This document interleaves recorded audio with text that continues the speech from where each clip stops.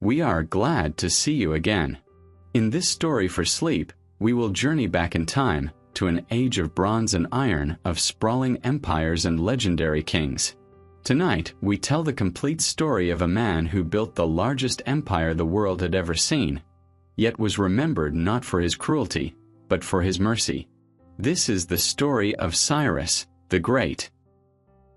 In the middle of the 6th century before the modern era, the known world of the Near East was a land of ancient powers, a chessboard of titans locked in a delicate balance.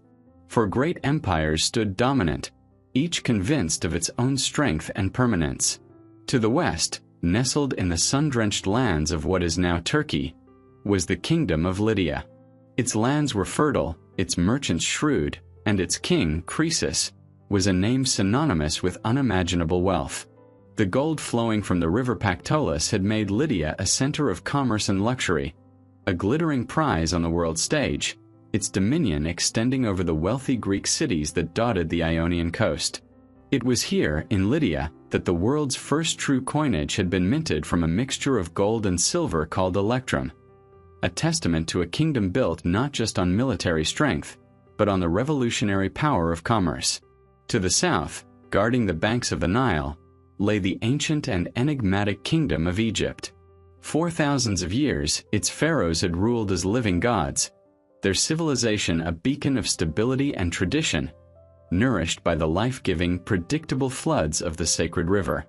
Its power was not just in its armies, but in its immense age, a history written in stone on colossal temples and in the silent, eternal gaze of the Great Pyramids. Egypt was old, proud, and wary of its neighbors, a sleeping giant content in its isolation but formidable if provoked. In the heart of Mesopotamia, between the fertile banks of the Tigris and Euphrates, rose the mighty city of Babylon. This was the jewel of the ancient world, a true metropolis of soaring blue-glazed ziggurats, magnificent palaces, and the legendary Hanging Gardens, one of the wonders of the world. The Neo-Babylonian Empire was the heir to the ancient cultures of Sumer and Akkad, a global center of science, mathematics, and astronomy. From its towers, priests tracked the movements of the stars, mapped the heavens, and created the foundations of modern astrology. Its walls, so wide that a chariot could make a full turn on top, were thought to be utterly impenetrable. Its chief god, Marduk, seemed all-powerful, and its dominion absolute. And finally, dominating the vast Iranian plateau, was the Median Empire. From their capital at Ecbatana, a city said to be protected by 7 concentric walls, each painted a different color, the Medes ruled over a host of vassal peoples. They were masters of cavalry, fierce horse warriors who had been the senior partners in the coalition that brought down the most feared empire the world had ever known. That empire, the ghost that still haunted the entire region, was Assyria. For centuries, the Assyrians had ruled through sheer, unadulterated terror. They were not just conquerors. They were architects of pain. Their kings boasted in stone inscriptions of flaying their enemies alive, of building pyramids of skulls, of impaling thousands of captives on stakes outside their city gates. They perfected the policy of mass deportation, ripping entire populations from their homelands and scattering them across the empire to break their spirit and erase their identity. The fall of the Assyrian capital, Nineveh, just a few decades earlier at the hands of the Babylonians and Medes, was met with a collective sigh of relief across the entire civilized world. But the memory of their cruelty lingered, casting a long shadow. It was the only model of empire building that most people knew, a system built on fear, absolute obedience, and the constant threat of annihilation. This was a world where mercy was not considered a virtue, but a fatal flaw, a dangerous invitation for rebellion. The world was stable, but it was a stability born of fear, a peace maintained by the edge of the sword. And in the shadow of these giants, particularly in the shadow of the mighty Medes, lived a collection of tribes in a rugged mountainous land called Persis, or Parsa. To the great kings in Babylon or Lydia, the Persians were of little consequence. They were a hardy people, a mix of settled farmers and semi-nomadic herdsmen, known for their skill with the bow and their profound connection to their horses. They were subjects of the Median Empire, paying tribute to the great king who resided in Ecbatana, their finest warriors serving in his armies. They were seen as provincial, rustic, and unimportant in the grand game of power. They lived by a simple yet demanding code of honor, which later Greek historians would summarize as an obligation to raise their sons to ride a horse, to draw the bow, and to speak the truth. No one in the glittering halls of Babylon or the opulent courts of Lydia would have ever imagined that from this remote and unassuming land, a force would arise to challenge them all. They could not have known that the entire world, with its ancient traditions, its powerful kings, and its brutal rules of war, was standing on the precipice of a profound and irreversible change, and that this change would begin with the birth of a single Persian child, a child born into a vassal kingdom, whose destiny, woven from prophecy and rebellion, would be to redraw the map of the world forever. The story of Cyrus begins not in Persia, but in the heart of the Median Empire, within the opulent palace of Ecbatana. It begins with a king named Astyages, the son of the great Cyaxares who had crushed Assyria. Astyages ruled the Medes with a firm hand and lived a life of immense luxury, surrounded by court eunuchs, elaborate ceremonies, and the constant deference of his subjects. He was the undisputed master of the Iranian plateau, and the Persian kings were among his most loyal vassals. His power seemed secure, etched into the very fabric of his kingdom. But in the ancient world, even the most powerful kings were slaves to fear, and the deepest fears often crept in not on the battlefield, but in the quiet darkness of the night. One night, King Astyages had a dream. In his vision, he saw his daughter Mandain, from whom a great flood of water gushed forth. The water swelled into a mighty torrent, inundating not only his capital city of Ecbatana, but sweeping across the whole of Asia. The king awoke in a cold sweat. Dreams were not idle fantasies to the people of his time. They were divine messages, omens, glimpses into the unwritten pages of destiny. Troubled, he summoned his magi, the priestly caste of the Medes who were masters of ritual and the interpretation of signs. They were the keepers of ancient wisdom, men who studied the stars and plumbed the mysterious depths of the spiritual world. The Magi listened intently to the king's account, their faces grim. After consulting among themselves, they delivered their chilling interpretation. The flood, they explained, was a symbol. His daughter, Mandain, would bear a son whose destiny was to overwhelm the Median kingdom, a son who would one day rule all of Asia in his grandfather's place. The prophecy struck Astyages like a physical blow. The thought of being overthrown was terrifying enough, but to be supplanted by his own flesh and blood was a bitter and unacceptable fate.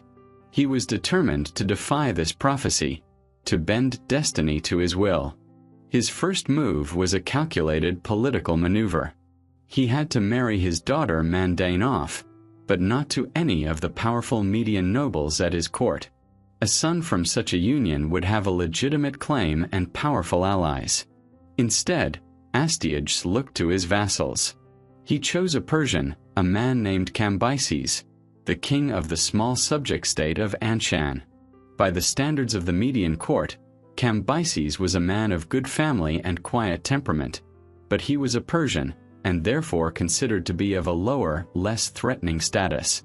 Astyages believed that by marrying his daughter to a man he perceived as a docile and second-rate prince, he could neutralize the threat. Any child from this union would be half Persian, a grandson of a minor king, and surely no danger to the mighty throne of Media. For a time, the king's fears were calmed. Mandain was sent away to Persia, and life in the court of Ecbatana returned to its luxurious rhythm. But fate was not so easily cheated. A year later, word reached Astyages that his daughter was with child. And with this news, his terror returned, stronger than before, for he was visited by a second dream, even more vivid and disturbing than the first.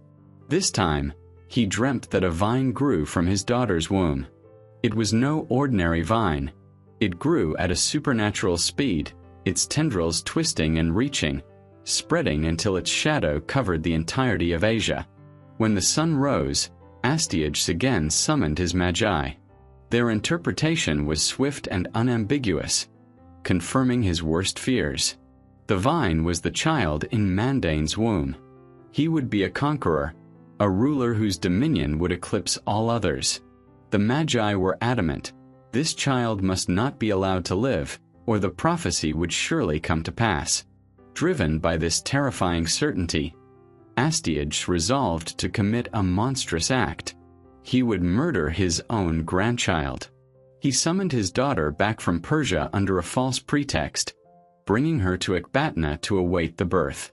As soon as the child, a healthy baby boy, was born, he was taken from his mother.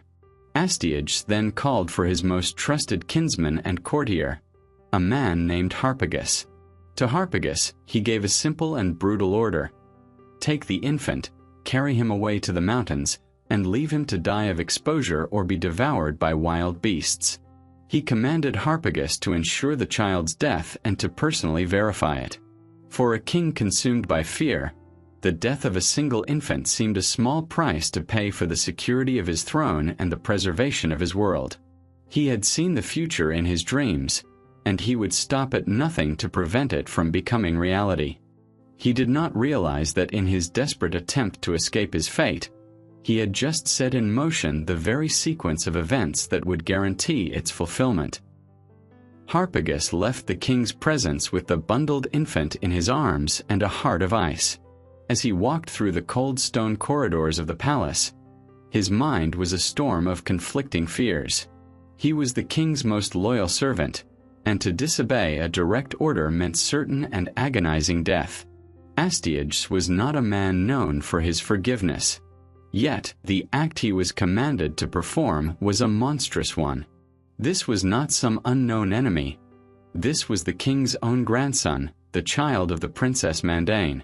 To stain his own hands with royal blood felt like a sacrilege, a crime that the gods themselves might punish. But Harpagus's calculations were not purely moral. They were intensely practical.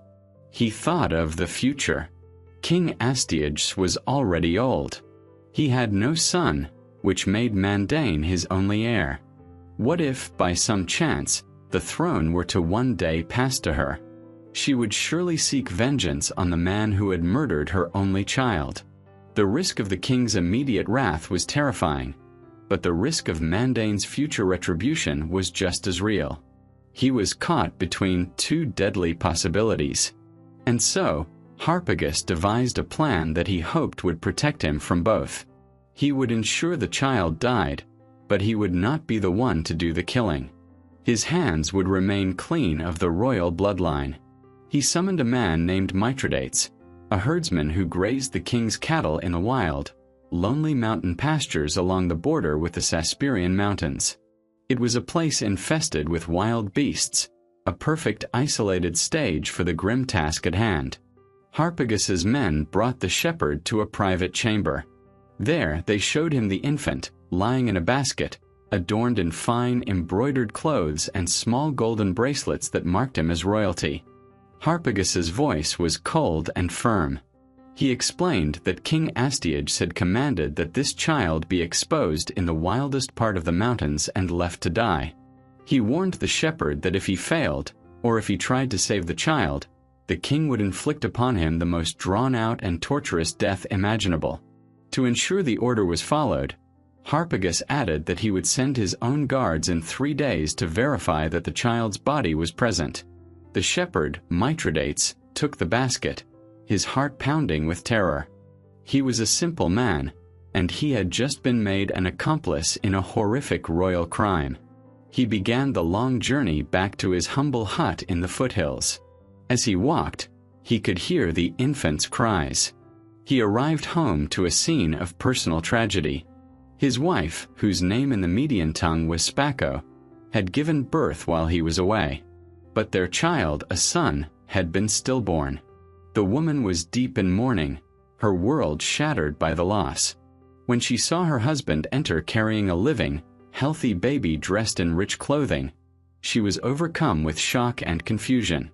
Through his own tears, Mithridates explained the terrible situation. He told her of the king's order, of Harpagus' threats, and of the royal blood of the infant he now held. He believed they had no choice but to obey. But as his wife listened, her grief began to transform into a fierce maternal resolve. She looked at the dead body of her own son, and then at the living, crying child in the basket. And in that moment of profound sorrow, an idea was born. She fell to her knees and pleaded with her husband. She refused to be a party to the murder of this innocent child. She argued that fate itself had intervened. The gods had taken their son, but had sent this one in his place. Her plan was simple yet brilliant in its audacity. They would take her own stillborn son, dress him in the fine clothes and jewelry of the royal infant, and place his body in the mountains as commanded. The dead child would receive the honor of a royal exposure, and Harpagus' guards would find what they were looking for. Meanwhile, they would raise the king's grandson as their own. No one would ever know. He would be a simple shepherd's boy, safe from the paranoid fury of the king. Mithridates was stunned by her courage, but he saw the desperate wisdom in her plan. It was a way out, a path that saved the child and protected them from the king's wrath. And so they made the switch. They dressed their own lost son in the finery of a prince and placed him in the basket. Mithridates carried the small body to the most desolate part of the mountains and left it there, as ordered. For 2 days, he stood guard nearby. On the 3rd day, Harpagus' men arrived. They saw the body of the dead infant, and satisfied that the shepherd had fulfilled his grim duty, they rode back to report to their master. Harpagus, in turn, informed King Astyages that his grandson was dead and the prophecy had been averted. The king rejoiced, believing he had outsmarted destiny. And so, in the rugged mountains of Media, the boy who was destined to rule Asia grew up under the name Cyrus, with no knowledge of the crown that awaited him, or the prophecy that slept but was not broken. 10 years passed. In the royal court of Ecbatana, the memory of the dead infant faded, becoming little more than a dark footnote in the king's personal history. Astyages ruled, secure in the belief that his throne was safe, his dynasty protected, and the prophecy forever broken. But in the mountain pastures, a secret was growing into a boy. Cyrus grew up knowing only the life of a herdsman's son. He was strong and agile, his body hardened by the mountain sun and the cold winds. He learned the ways of the wilderness, the paths of the stars, and the discipline of managing a herd. But there was something different about him, an innate quality that set him apart from the other children of the village. He was brighter, quicker to learn, and possessed a natural air of authority. In their games and their squabbles, it was always Cyrus who the other boys looked to. He was their leader not because he was the strongest, but because he was the most decisive, the most confident, the fairest in his judgments. They followed him without question. One day, the village boys were playing a familiar game, one played by children throughout the ages. They decided to play king. It was a mimicry of the adult world they knew. One boy would be chosen as king, and he would appoint others as his royal court. His guards, his messengers, his master builder, his king's eye or chief inspector. It was Cyrus, of course, whom the boys unanimously chose to be their king. Among the children playing that day was a boy of a different background. He was the son of Artambares, a prominent Median nobleman whose duties sometimes brought him to this remote region. This boy, accustomed to a life of privilege and deference, was not used to taking orders, especially not from a common shepherd's son.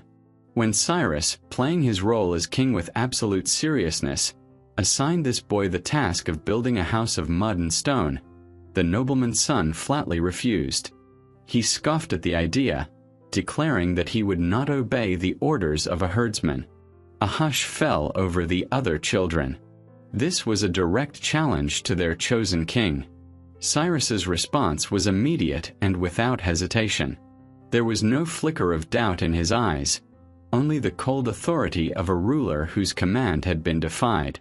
He ordered his royal guards to seize the boy. When they did, Cyrus sentenced him to be punished for his insubordination, and the boy was soundly whipped. Humiliated and crying, the nobleman's son ran home to his father. Artaxerxes was incensed. That the son of a royal slave, a simple herdsman, would dare to lay a hand on his own child was an intolerable outrage, a breakdown of the entire social order. Burning with indignation, he took his son, still bearing the marks of his punishment, and went straight to the capital to demand justice from King Astyages himself. He strode into the king's presence, presenting his son as evidence of the insult he had suffered. He pointed to Cyrus, who had been summoned along with his supposed father, the shepherd Mithridates. "O king," Artaxerxes declared, "is this how we are treated in your reign? By the son of a common herdsman." Astyages listened to the nobleman's furious complaint. He looked at the proud, angry boy who had been whipped, and then his eyes fell upon Cyrus. He had expected to see a frightened child, trembling before the majesty of the king. Instead, he saw a boy of about 10 years old, standing tall, his back straight, his gaze unflinching. There was no fear in his eyes, only a quiet and unnerving confidence. The king addressed the boy directly. "Did you, the son of a man such as this," he said, gesturing to the shepherd, "dare to treat the son of one of my most honored courtiers in such a shameful way?" Cyrus's answer was not the stammering apology of a peasant boy. His voice was clear and steady. "My lord," he began, "I did what I did with justice. The boys of the village, of whom he was one, chose me as their king in their game, because they thought I was the best suited for it. The other boys all obeyed my commands. He alone paid no attention and refused to obey, until he received his punishment. If I am to be blamed for this, then I am here, ready to submit to your judgment." As Cyrus spoke, a chill crept down the king's spine. It was not just the words, but the manner in which they were spoken.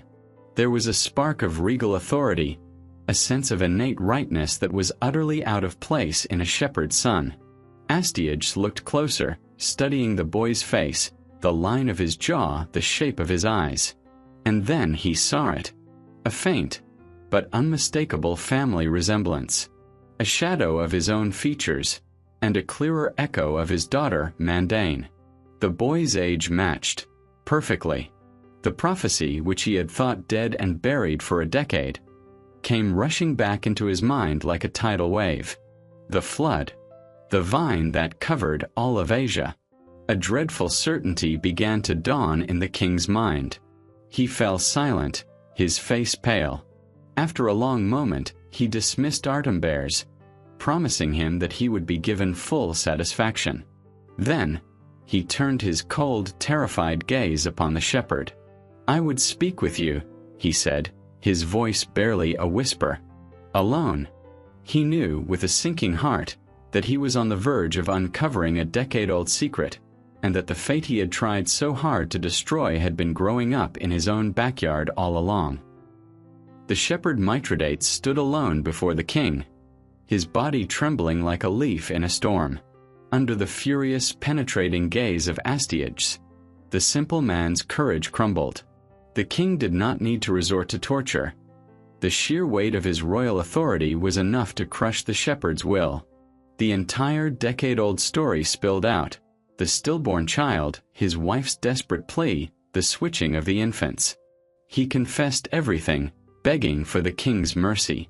Astyages listened in stony silence, his face an unreadable mask, but inside, a cold fire of rage was building. He dismissed the shepherd, assuring him that no harm would come to him. His true fury was reserved for the man who had so thoroughly betrayed his trust. He summoned Harpagus. With a calm and deceptive voice, he told his courtier that he was glad the boy was alive, and that he wished to celebrate this miraculous turn of events. He invited Harpagus to a royal feast that evening, and asked that Harpagus send his own son, a boy of about 13, to the palace to be a companion for the newly found prince, Cyrus. Harpagus, overjoyed at what he believed to be the king's forgiveness and favor, bowed low and hurried home to send his only son to the palace. That evening, the feast was held. Harpagus was seated in a place of honor, and the king's servants brought him dish after dish of roasted meats. He ate heartily, pleased with the king's generosity. When he had finished, Astyages leaned forward and asked him how he had enjoyed the meal. Harpagus replied that it was delicious. The king then smiled a chilling, predatory smile and ordered his servants to bring forth what was left. They carried in a covered basket and placed it before Harpagus. Lifting the lid, they revealed the severed head, hands, and feet of a young boy. Harpagus stared in numb horror. He recognized them instantly. They belonged to his son. "Did you know what meat you were eating?" the king asked softly. Harpagus, though his world had just collapsed into a nightmare, possessed an iron self-control. He looked at the remains of his child, then at the king, his face pale but his expression unchanged. "I know," he said, his voice level, "and whatever the king does is pleasing." He gathered the basket containing the horrific remains and left the hall, a man hollowed out by a grief and hatred so profound it would smolder for years, waiting patiently for the perfect moment of revenge. With his terrible vengeance enacted, Astyages once again summoned his magi. What was he to do with the boy, Cyrus? The prophecy still hung over his head. The magi conferred once more. They told the king that, in their view, the prophecy had already been fulfilled. The boy had been chosen as king in a children's game, and he had exercised royal authority by punishing the nobleman's son. Therefore, the letter of the prophecy was satisfied. Destiny had run its course in a harmless, symbolic way, and the king no longer had anything to fear from his grandson. This interpretation was exactly what the paranoid king wanted to hear. It was a convenient escape, a way to be rid of the boy without committing another act that might anger the gods. Relieved, Astyages called for Cyrus.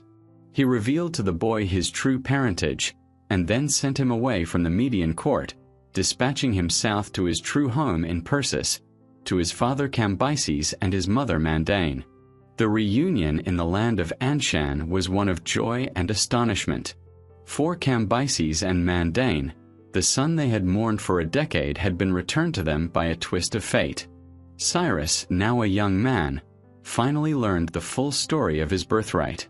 He was not a shepherd's son, but a prince, the heir to the Achaemenid dynasty, rulers of the Persians. In 559 BC, upon the death of his father Cambyses, Cyrus inherited the throne.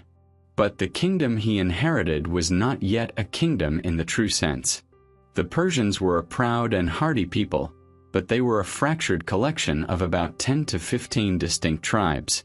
Some, like the Pasargadae, the Maraphii, and the Masbii, were settled agriculturalists and the leading clans. Others were nomadic, moving with their herds across the rugged landscape.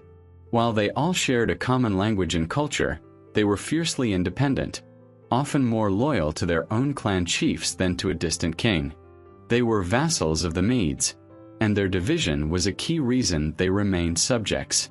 A divided people could never challenge a unified empire. Cyrus understood this better than anyone. Before he could dream of challenging Media, he first had to forge the Persians into a single unified nation. This became his first great test of leadership. He did not rule from a distant throne. He traveled the length and breadth of the Persian lands.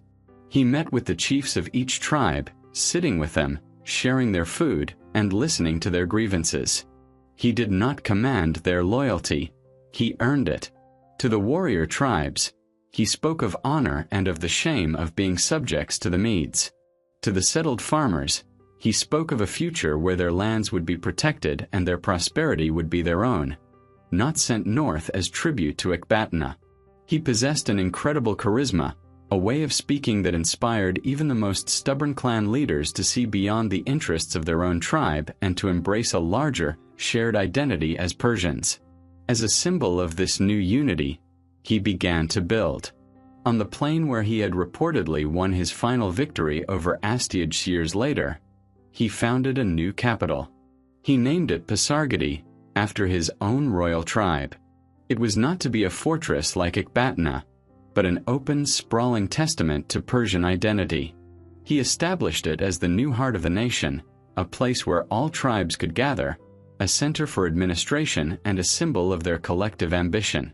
He was no longer just the king of Anshan, the leader of the Pasargadae clan. Through years of patient diplomacy, political maneuvering, and sheer force of personality, he had become the undisputed leader of all the Persians. He had taken a fragmented collection of rival clans and forged them, for the first time in their history, into a single powerful people with a shared purpose. The sword of Persia was being sharpened, and it would soon be ready to strike. While Cyrus was forging a nation in the south, a different kind of fire was being stoked in the north, in the very heart of the Median court. Harpagus, the nobleman whose son had been so monstrously murdered, performed his duties to the king with flawless obedience. On the surface, he remained Astyages' most loyal and efficient courtier. But beneath this mask of servitude, his soul was a cold furnace of hatred. Every bow he made to the king, every word of counsel he offered, was a lie. His life now had only one purpose: to bring down the man who had destroyed his family, and to do it in the most ruinous and humiliating way possible. He was patient, a master of the long game. He knew he could not act alone. Over the years, he began to subtly cultivate relationships with the other powerful nobles of the Median Empire. Astyages had become increasingly tyrannical and arbitrary in his old age. His rule, once firm, was now often cruel and unpredictable. There was growing discontent among the Median aristocracy, who felt their own power and privileges being eroded. Harpagus became the secret focal point for this dissatisfaction. In quiet conversations, in shared glances across the feasting hall, he fanned the embers of their resentment. He spoke of the king's paranoia, of his harsh judgments, and painted a picture of a ruler who was no longer fit to lead their great empire. He assured them that if a leader were to rise up against the king, he would not be without powerful friends inside the capital itself. Simultaneously, he was sending gifts and messages south to Cyrus in Persia. He kept the young king informed of the political climate in Ecbatana, reminding Cyrus of his royal Median heritage through his mother, and of the injustice that had been done to them both. He saw in Cyrus not just an instrument of his own revenge, but the rightful heir to the empire, a young, charismatic, and capable leader who could replace the aging tyrant. He was carefully setting the pieces on the board, waiting for the perfect moment to strike. When he judged that both the Persian people and the Median nobles were ready, he prepared to send the most important message of his life. It had to be done with absolute secrecy. A royal messenger could be intercepted and tortured. So, Harpagus devised an ingenious plan. He took a hare, one of the many animals hunted for sport on the plains. He carefully cut open its belly, inserted a small, tightly rolled letter, and then skillfully stitched the animal back up, leaving no visible trace of the incision. He then dressed one of his most trusted servants as a hunter, complete with nets and gear, and gave him the hare. The servant was to travel to Persia and deliver the animal directly to Cyrus, instructing him to open it in private, with no one else present. The servant completed his long journey and found Cyrus in the Persian highlands. He presented the hare as a gift from his master and delivered the message. Alone, Cyrus cut open the hare and found the letter. The message was direct and electrifying. It was from Harpagus. He told Cyrus that the gods were clearly watching over him, and that the time had come to claim what was rightfully his. He detailed the king's unpopularity and assured Cyrus that he and many other Median nobles would desert Astyages and join his side the moment the rebellion began. The letter ended with a powerful call to action: incite the Persians to revolt and march north with all speed. Cyrus held the letter in his hand, the blueprint for a revolution. He knew Harpagus was right. The moment was perfect. But he also knew that inciting a whole nation to rise up against a superpower like Media was a perilous undertaking. The Persians had been subjects for generations. He needed to do more than just command them to fight. He needed to ignite a fire in their hearts, to make them want independence with every fiber of their being. So he, in turn, devised a clever plan of his own, one that demonstrated his deep understanding of his people. First, he composed a letter, but he wrote it as if it were a royal decree from King Astyages himself. In this forged document, Astyages supposedly appointed Cyrus as the new commander-in-chief of all the Persian forces. Then he summoned all the men from the various Persian tribes to assemble on a specific day, each man required to bring a sickle. When they had all gathered, thousands of them, he led them to a vast area of thorny, uncultivated land that belonged to the royal Achaemenid family. His first order was simple and brutal. They were to clear the entire tract of land of all its thorns and bushes in a single day.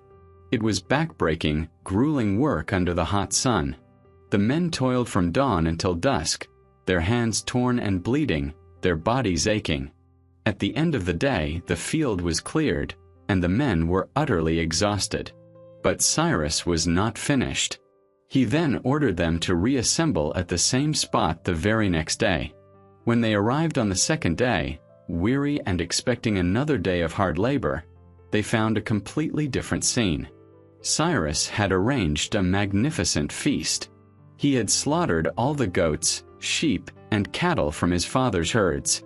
The fields were filled with tables laden with food, and great skins of wine and water were provided for all. He told the men to recline, to feast, and to celebrate. As they ate and drank, their spirits soared. The misery of the previous day was forgotten in the joy of the present. Towards the end of the feast, as the sun began to set, Cyrus walked among them and asked a simple question. "Which day did you prefer? Yesterday or today?" A great roar went up from the crowd. "Today," they shouted. Cyrus raised his hand for silence. "It is as I thought," he said, his voice ringing across the field. "If you choose to follow me, you will have countless days like today. But if you choose to remain the slaves of the Medes, you will have a lifetime of endless back-breaking toil, just like yesterday. The choice is yours. Freedom and feasting, or slavery and thorns." In that moment, with that simple, powerful metaphor, he captured their hearts and minds. The assembled Persians rose as one, cheering his name, declaring that he would be their leader, and that they would follow him to freedom or to death. The rebellion had begun. When news of the Persian revolt reached the court of Astyages in Ecbatana, the king flew into a rage. He had ruled for decades, and the idea that his grandson, a boy he had allowed to live out of pity and convenience, would now lead a nation of subservient shepherds against him was an unforgivable insult.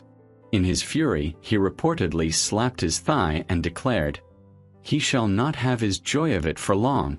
He had utterly forgotten the prophecy of the vine, blinded by the arrogance of absolute power. He saw this not as a war for independence, but as a minor insurrection, a pest to be swatted. He immediately ordered the mobilization of the entire Median army. Messengers rode out from the capital, carrying the royal summons to every corner of the empire. From the Zagros Mountains to the plains of Assyria, the formidable Median war machine began to assemble. This was the army that had helped to break the power of Nineveh, a force built around the finest cavalry in the world. Against this imperial might, Cyrus's army of unified but untested Persian tribes seemed hopelessly outmatched. But then, blinded by his rage and contempt, Astyages made his final fatal error. He needed a general to lead his forces, and he chose the man he believed to be his most experienced and loyal commander, Harpagus. It is a testament to Harpagus's incredible self-discipline and powers of deception that for 15 long years, he had served the king who murdered his son without a single outward sign of his bottomless hatred. The king, in his hubris, had either forgotten the depth of the wound he had inflicted, or he simply believed that time and royal favor had healed it. He placed the fate of his empire into the hands of the one man who desired its destruction more than anything else in the world. The two armies finally met on the plains. The Median force was a vast, glittering array of horsemen and infantry, confident of a swift victory. The Persians, though outnumbered, were filled with the fire of their newfound purpose, their loyalty to Cyrus absolute. The battle began, and for a time the lines held. But Harpagus had already done his work. He had spent years identifying the other discontented nobles, and now he gave the signal.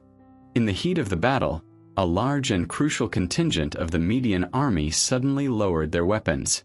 Led by Harpagus and his co-conspirators, they turned and openly joined the Persian ranks, attacking their former comrades. The betrayal sent a shockwave of confusion and panic through the loyalist Median forces. Their lines broke, and what should have been a punitive expedition turned into a disastrous rout. However, the war was far from over. The victory, while significant, did not end the conflict. Astyages was enraged by the treason, but not defeated. He still commanded the loyalty of a large part of his people and his army. He executed the Magi who had advised him to spare Cyrus, blaming them for his current predicament. Then he armed every man left in his capital, from the young boys to the old men, and prepared to lead his remaining forces himself. For 2 more years, a bitter war raged across the Iranian plateau. This was no longer a simple rebellion. It was a full-scale civil war. Brother fought against brother as Median loyalists clashed with the combined forces of the Persians and Harpagus's defectors. Cyrus proved himself to be a brilliant commander throughout the conflict. He was not just an inspiration. He was a master tactician, leading his men from the front, sharing their hardships and earning their undying devotion. The final battle, according to one tradition, took place near Cyrus's new capital, Pasargadae. It was a desperate last stand for the Median king. Astyages, now an old man, fought with the fury of a cornered lion, but his forces were finally overwhelmed by the superior strategy and unbreakable spirit of the Persian army. The Median loyalists were defeated, and the road to Ecbatana lay open. The Persian army marched into the Median capital not as foreign conquerors, but as liberators led by the king's own grandson. Astyages was taken prisoner and brought before Cyrus. This was the moment of truth. By every rule of ancient warfare, by the example of the Assyrians and even his own grandfather, Cyrus was expected to execute the defeated king. Torture, humiliation, and a brutal death were the standard wages of a lost war. The entire court, both Medes and Persians, watched to see what kind of ruler this young upstart would be. Cyrus looked at the old man, his grandfather, the king who had ordered his death as an infant and who had just waged a bloody war against him. And then he did something that stunned the ancient world. He showed mercy. He not only spared Astyages' life, but he treated him with honor and respect, giving him a comfortable position in his own royal court. This was not an act of weakness. It was an act of political genius. By sparing Astyages, Cyrus sent a powerful message to the Median people. He was not their destroyer, but their legitimate successor. He showed them that their culture, their traditions, and their nobles would be respected. This single act of clemency prevented decades of potential resistance and rebellion. It allowed him to seamlessly merge the Medes and the Persians, their armies, their administrative systems, and their territories into a single powerful new entity, the Medo-Persian Empire. With one move, he had not just conquered a kingdom, he had won its people. The foundation of his empire was laid, not in blood and fear, but in a revolutionary new policy of tolerance and respect. Cyrus's clemency towards Astyages had won him the political union of two powerful peoples. But a political union on its own was a fragile thing. To truly bind them together and project power onto the world stage, He needed to forge a military union, a single, formidable army loyal not to a tribe or a region, but to him alone. What he created in the years following his victory was one of the most effective and revolutionary military machines the ancient world had ever seen. He began with two excellent but very different military traditions. His own Persians were primarily infantrymen. They were hardy, disciplined foot soldiers, famed for their endurance and their mastery of the bow. They fought in organized formations, using large wicker shields called spara to form a defensive wall from which other ranks of archers could fire devastating volleys. They were the solid, dependable anchor of any battle line. The Medes, on the other hand, were the undisputed masters of the horse. Median cavalry was legendary across the Near East. Heavily armored riders on powerful steeds who could charge with devastating force or harass the enemy with javelins and arrows. A lesser commander might have kept these two forces separate, using them as distinct national contingents. But Cyrus's genius was for integration. He understood that their strengths were complementary. He envisioned an army where the steadfast Persian infantry would fix the enemy in place, while the swift Median cavalry would sweep around the flanks to deliver the decisive blow. He reorganized the entire military structure, promoting officers based on merit, not on whether they were Persian or Mede. This created a new sense of shared purpose and broke down old rivalries. A soldier was no longer just a Mede or a Persian. He was a soldier of the king's army. At the very heart of this new army, Cyrus created an elite corps that would become legendary. It was a force of 10,000 hand-picked soldiers, the best of the best from both nations. The Greek historian Herodotus would later give them a name by which they would be remembered forever: the Immortals. They were not called this because they could not be killed, but because their number was never allowed to fall below 10,000. If a soldier was killed, fell ill, or retired, a replacement was immediately drawn from a reserve of elite candidates, so the corps was always at full strength, seemingly eternal and unchanging. The Immortals were both the royal bodyguard and the army's shock troops. Their appearance alone was designed to inspire awe and terror. They marched into battle in magnificent attire, their uniforms richly colored and adorned with gold. Unlike the regular infantry, they carried shorter spears, but these were distinguished by a unique counterbalance at the butt end.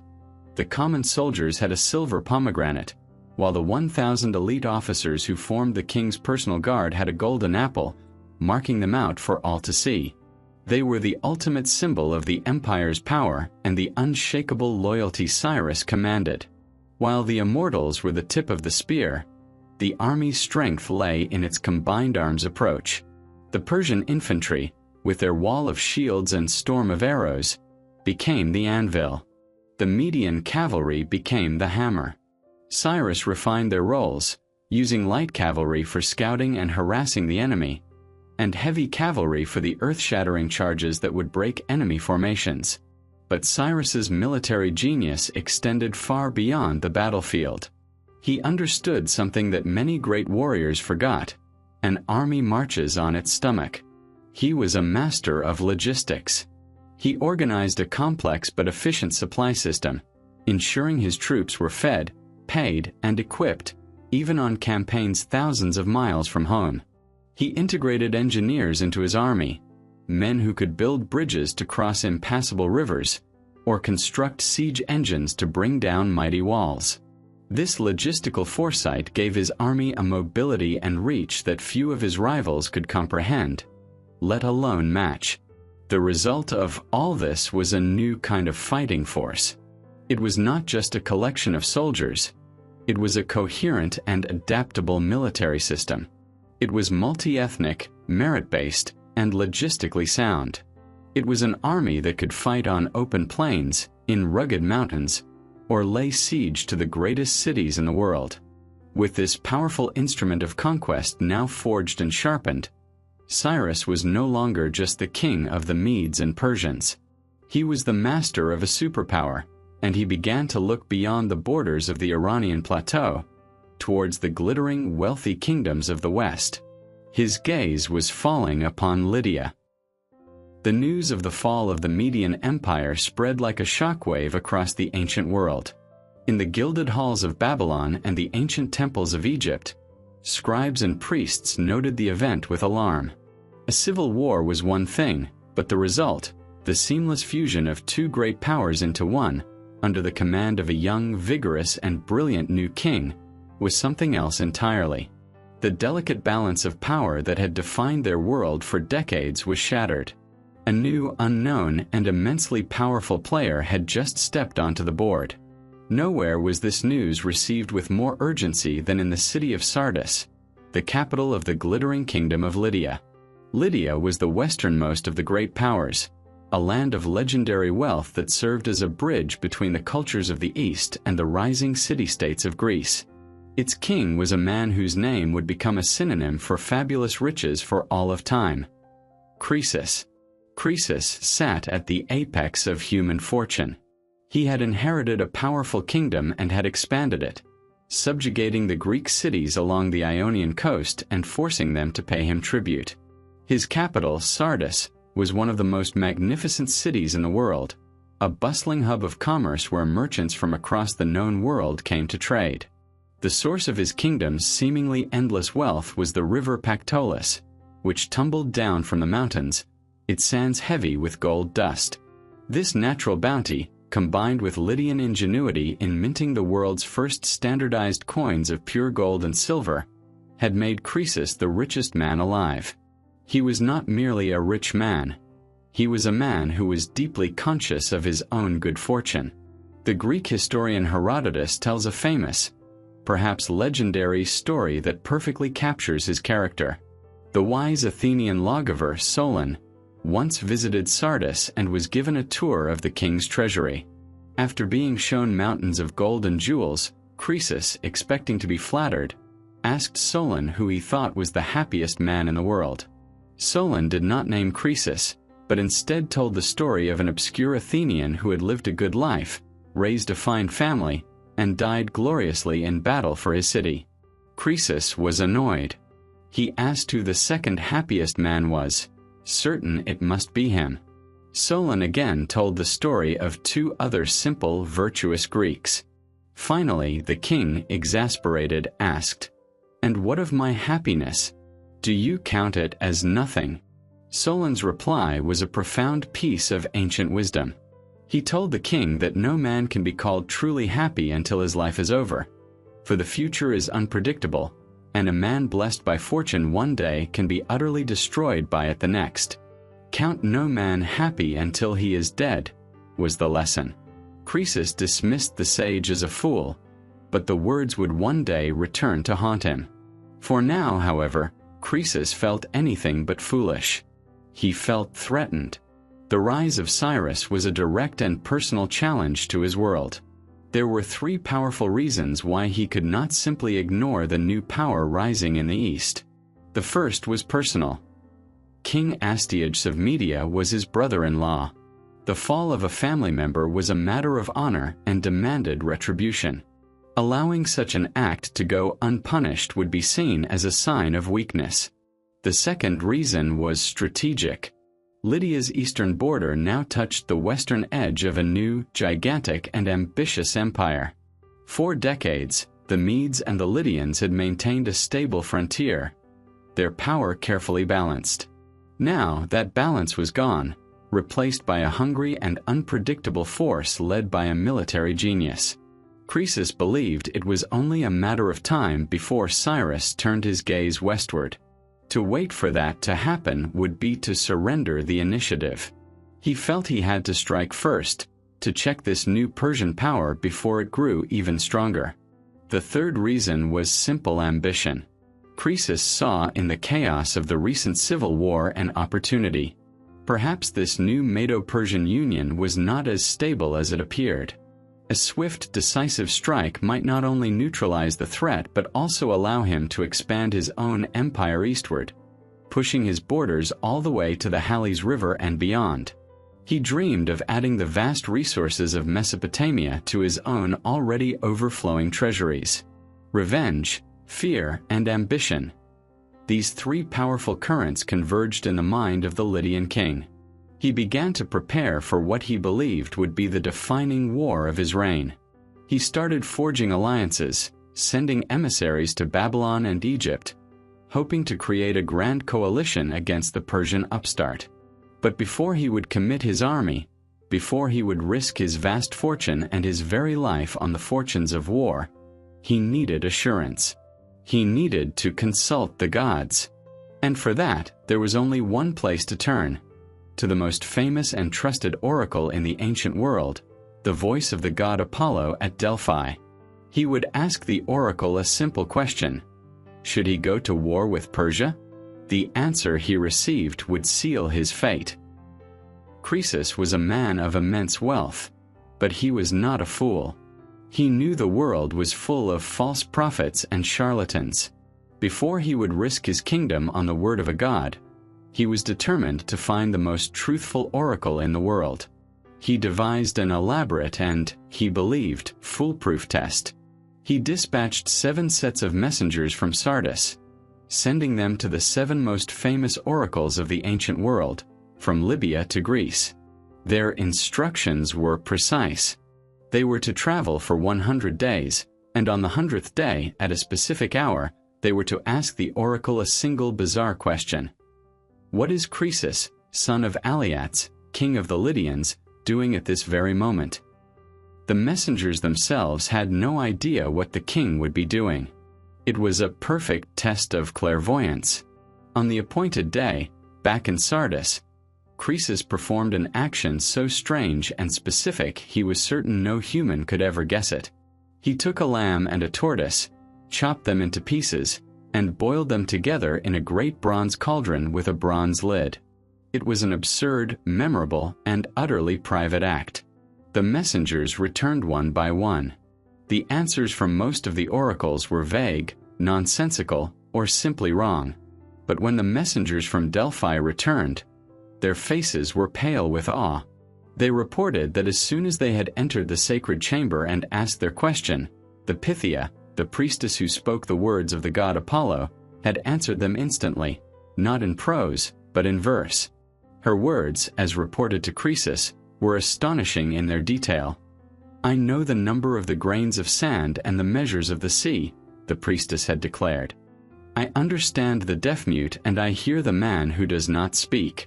The smell has come to my senses of a hard-shelled tortoise, boiling in a bronze pot together with the flesh of a lamb.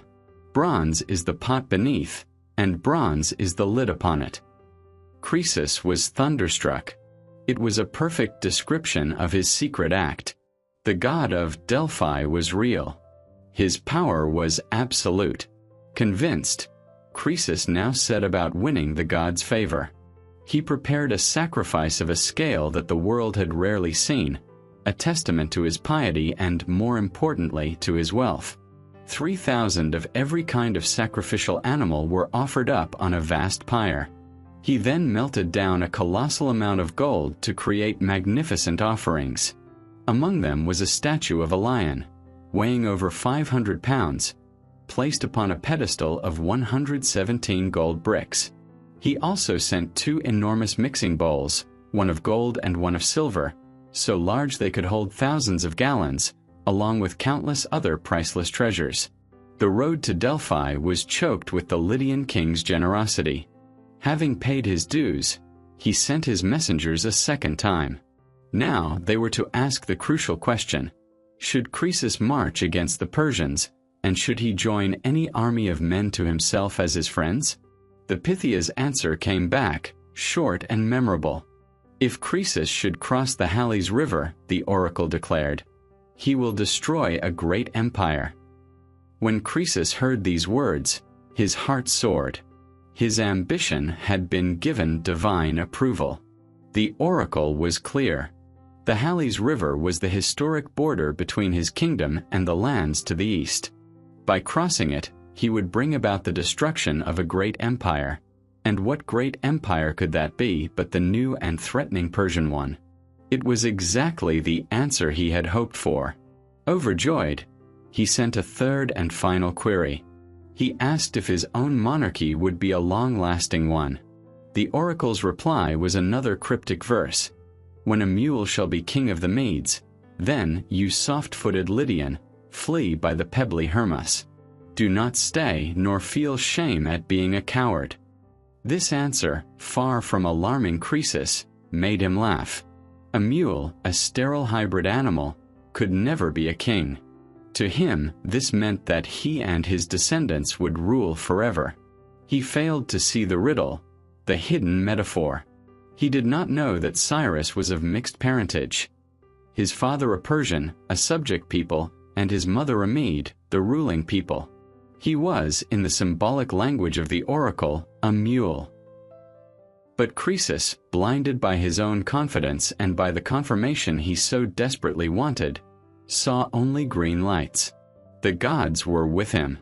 He had been promised the destruction of a great empire and an everlasting throne. He finalized his alliances with Babylon, Egypt, and the formidable Greek city-state of Sparta, creating what he believed was an unbeatable coalition. He gathered the might of the Lydian army, a powerful force famed for its cavalry who fought on horseback with long spears. Full of confidence, believing himself to be the chosen instrument of destiny, the richest king in the world marched his magnificent army east, towards the Halys River. He was about to cross the fated border, certain he was riding towards his greatest triumph, never once suspecting that the great empire he was destined to destroy was his own. In the autumn of 547 BC, the Lydian army, a magnificent force glittering with gold and bronze, crossed the Halys River. Croesus was making good on the oracle's prophecy, confident that every step he took into enemy territory was a step towards his destiny. His first target was Cappadocia, a territory that had formerly belonged to the Medes and was now under Persian control. He marched through the land, sacking its towns and enslaving its people, a standard opening move in the brutal warfare of the age. His primary target was the city of Tyria, a strategic Cappadocian fortress that controlled the major trade routes of the region. Cyrus, who had been consolidating his power in the east, responded to the invasion with astonishing speed. He was not a king who waited for his enemies to come to him. He gathered his newly forged Medo-Persian army and marched west, covering a vast distance in a remarkably short time. His logistical preparations paid off, as his army arrived on the scene not exhausted and depleted, but ready for battle. The two forces, two of the greatest armies in the world, finally met on the plains outside the city of Tyria. The battle that followed was ferocious and bloody. The Lydian cavalry, famed for their skill with the long spear, crashed against the Persian lines.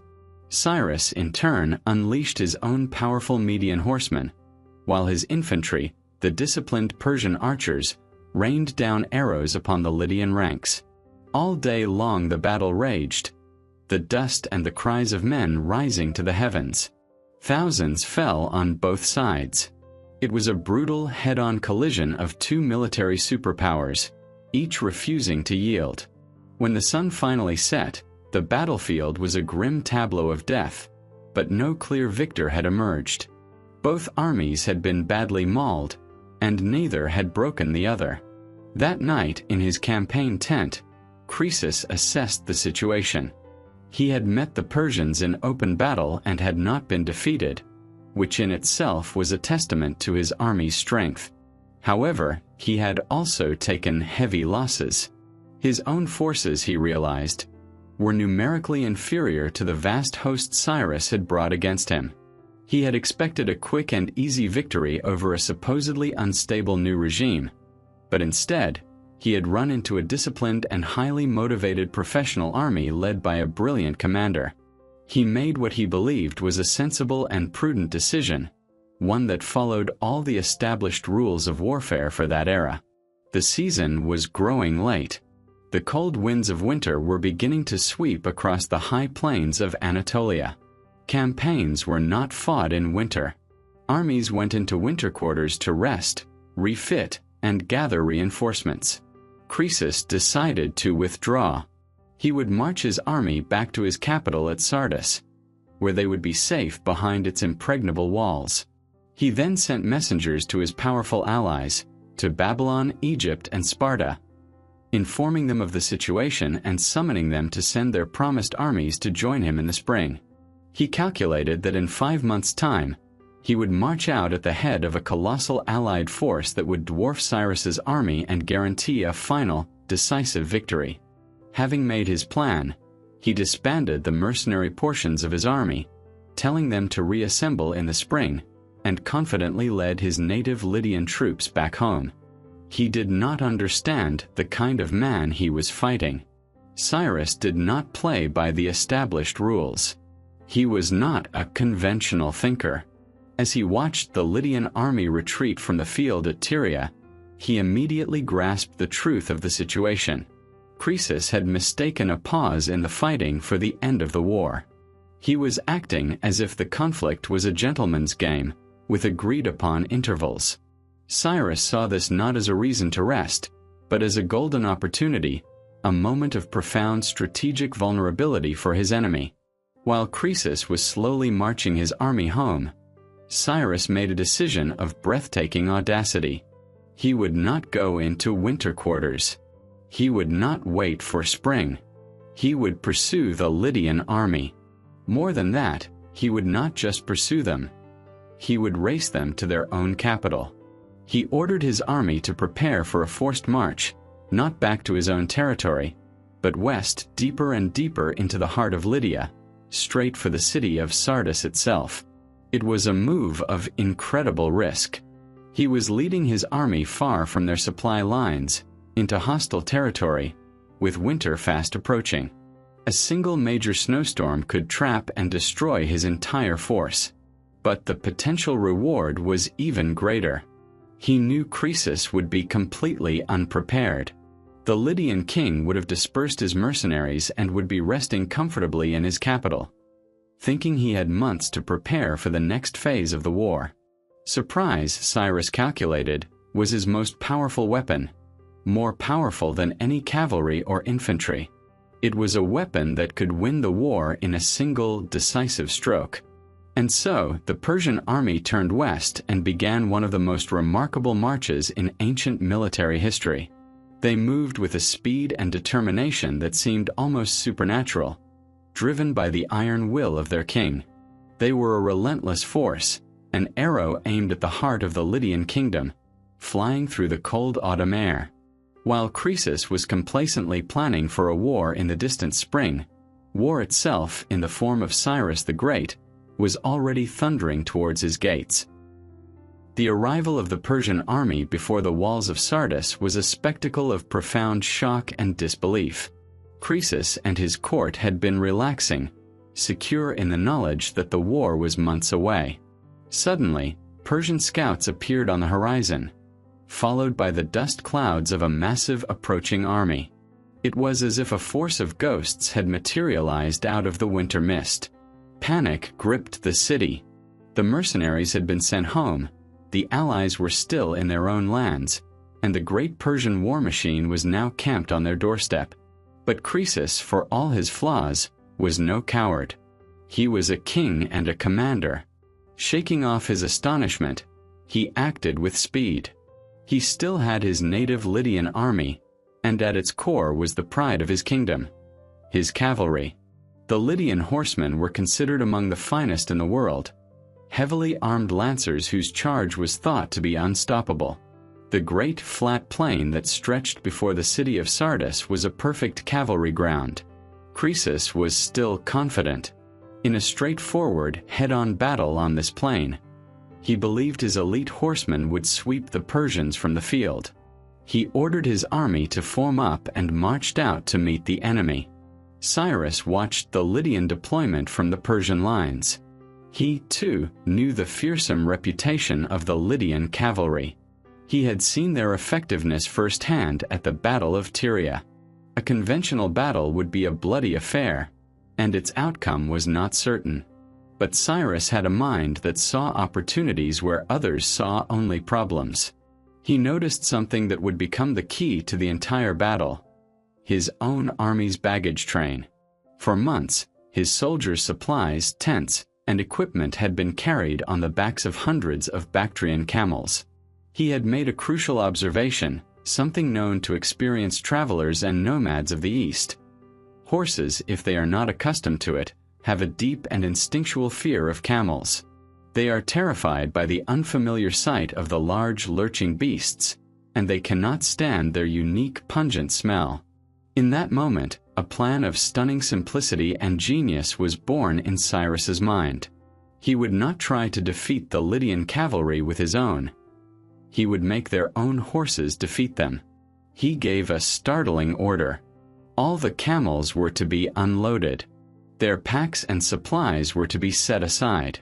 He then commanded his own cavalrymen to dismount from their horses and get onto the camels. A corps of camel riders was quickly formed. These newly mounted soldiers were then placed at the very front of the Persian army, a strange, ungainly vanguard. Behind them, the Persian infantry formed up, and the Persian cavalry, now dismounted, followed behind them, ready to fight on foot. From the Lydian side, the maneuver must have looked bizarre, perhaps even insane.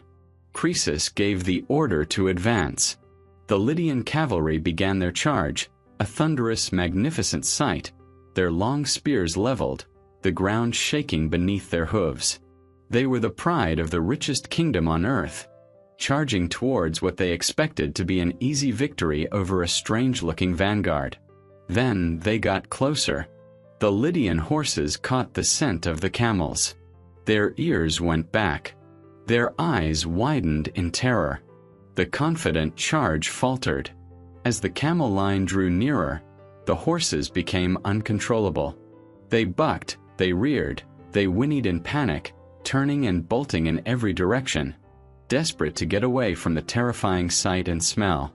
The Lydian cavalry's greatest weapon, their disciplined, powerful charge, was utterly broken before a single spear was thrown. The formation dissolved into a chaotic mass of terrified animals and helpless riders. Many of the Lydian nobles, being brave men, refused to flee. They leaped from their panicking horses and tried to fight on foot. But they were cavalrymen, trained to fight from the saddle. As infantry, they were at a huge disadvantage against the disciplined Persian foot soldiers who now advanced upon them. The battle was short and decisive. The Lydian army was completely routed. Those who were not killed or captured fled in a desperate scramble back towards the safety of the city walls. The great gates of Sardis slammed shut behind them. The battle was lost, but Croesus believed the war was not. He now placed his faith in the city's legendary defenses. Sardis was one of the most strongly fortified cities in the known world. In particular, its Acropolis, the central citadel, was built upon a massive outcrop of rock. Its sides were sheer, smooth cliffs, believed to be absolutely unscalable.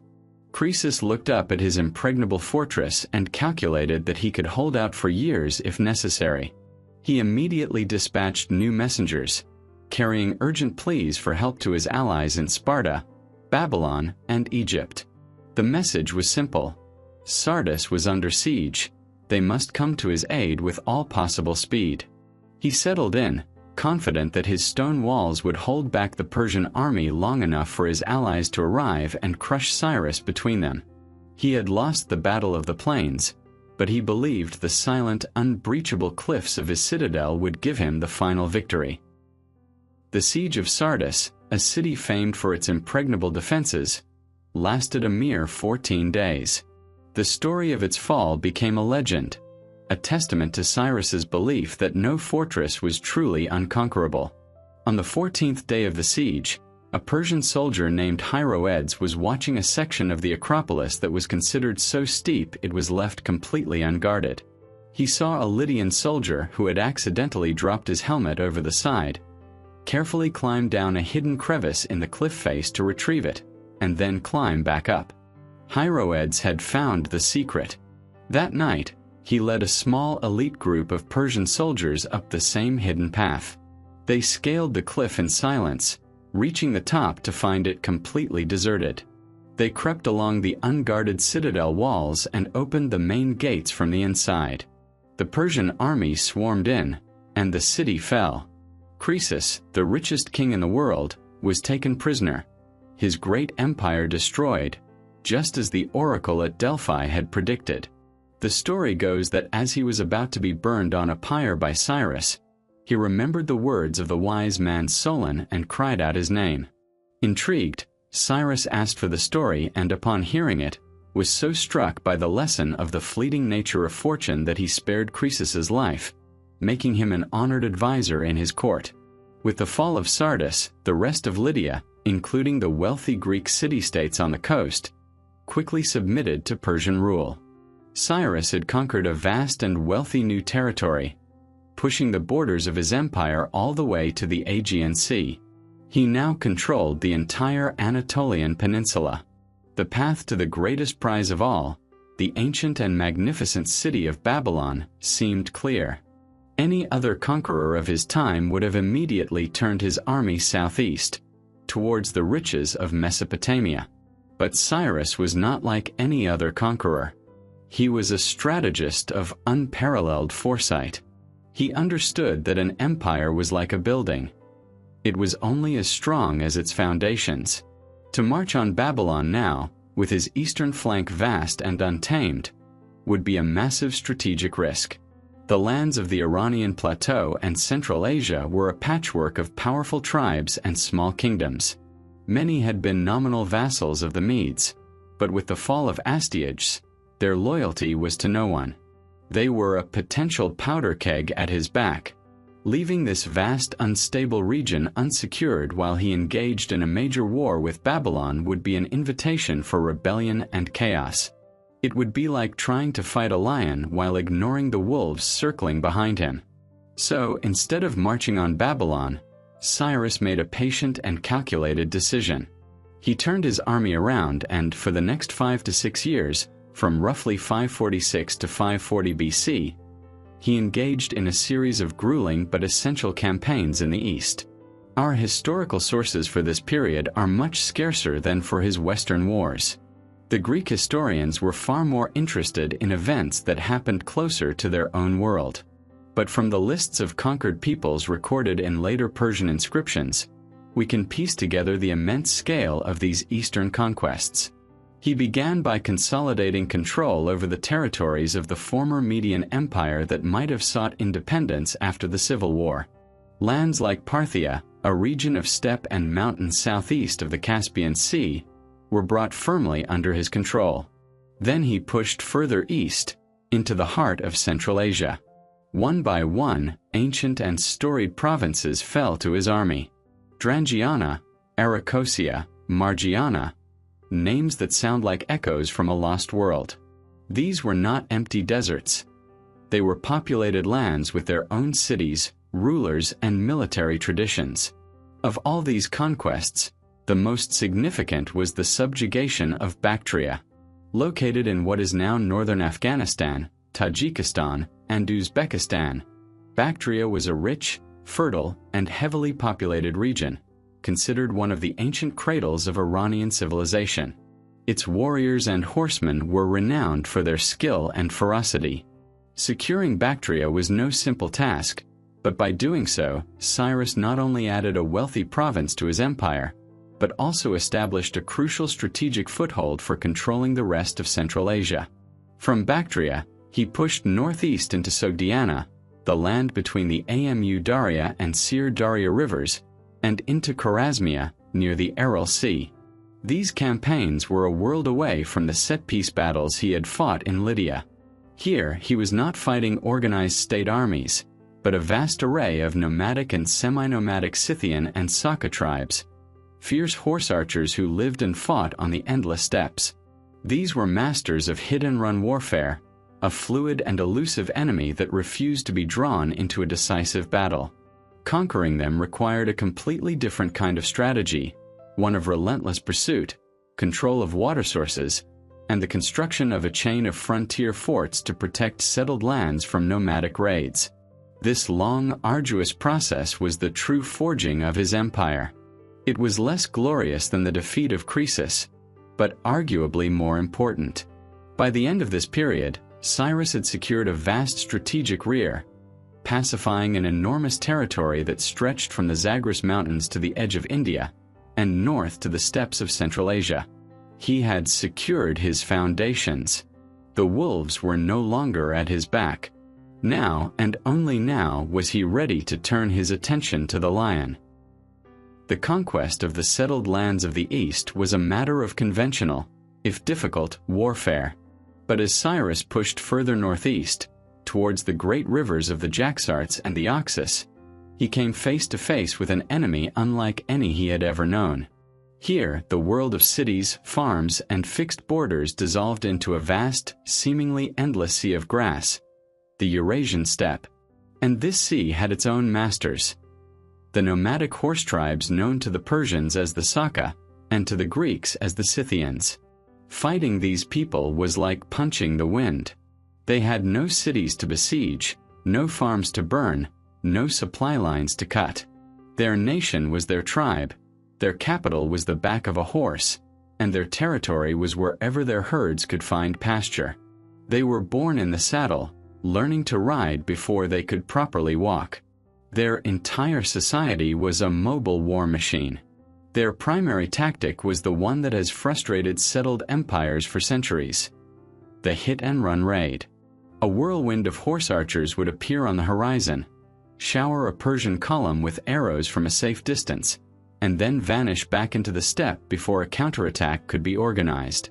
They were masters of the feigned retreat, luring overconfident enemies deep into the grasslands, far from water and supplies, only to turn and destroy them once they were exhausted.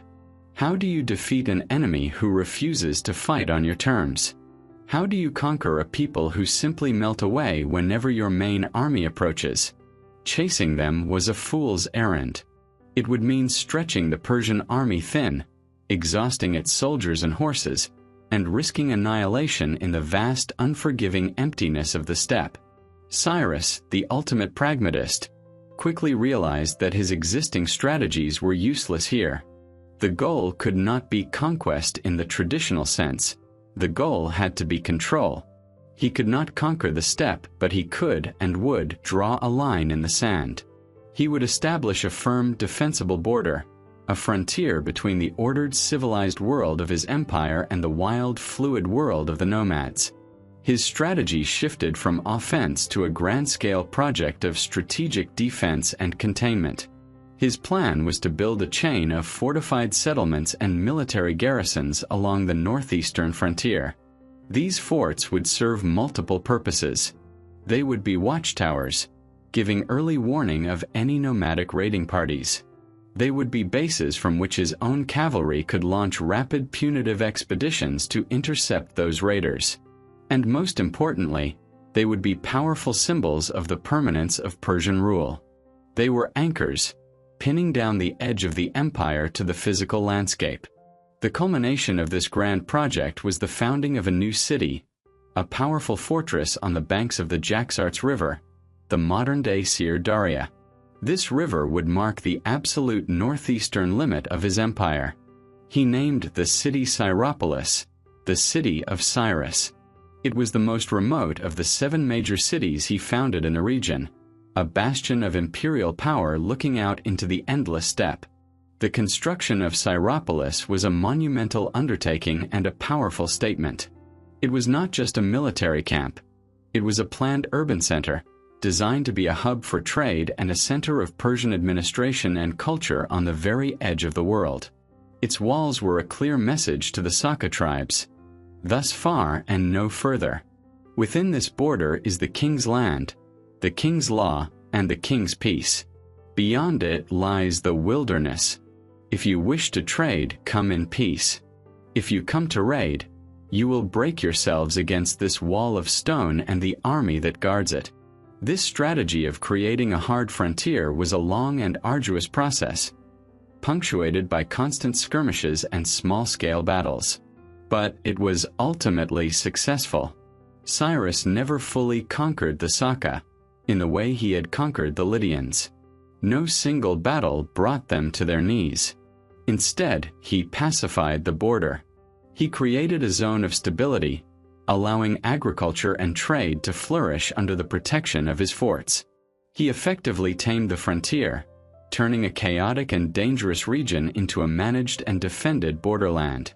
In the process, he also gained a new respect for the fighting prowess of his nomadic enemies, and some of the Saka tribes would eventually become valuable auxiliary troops within his own army, their legendary skills as horse archers now serving the King of Kings. With the eastern frontier finally secured, the great strategic vision of Cyrus was complete.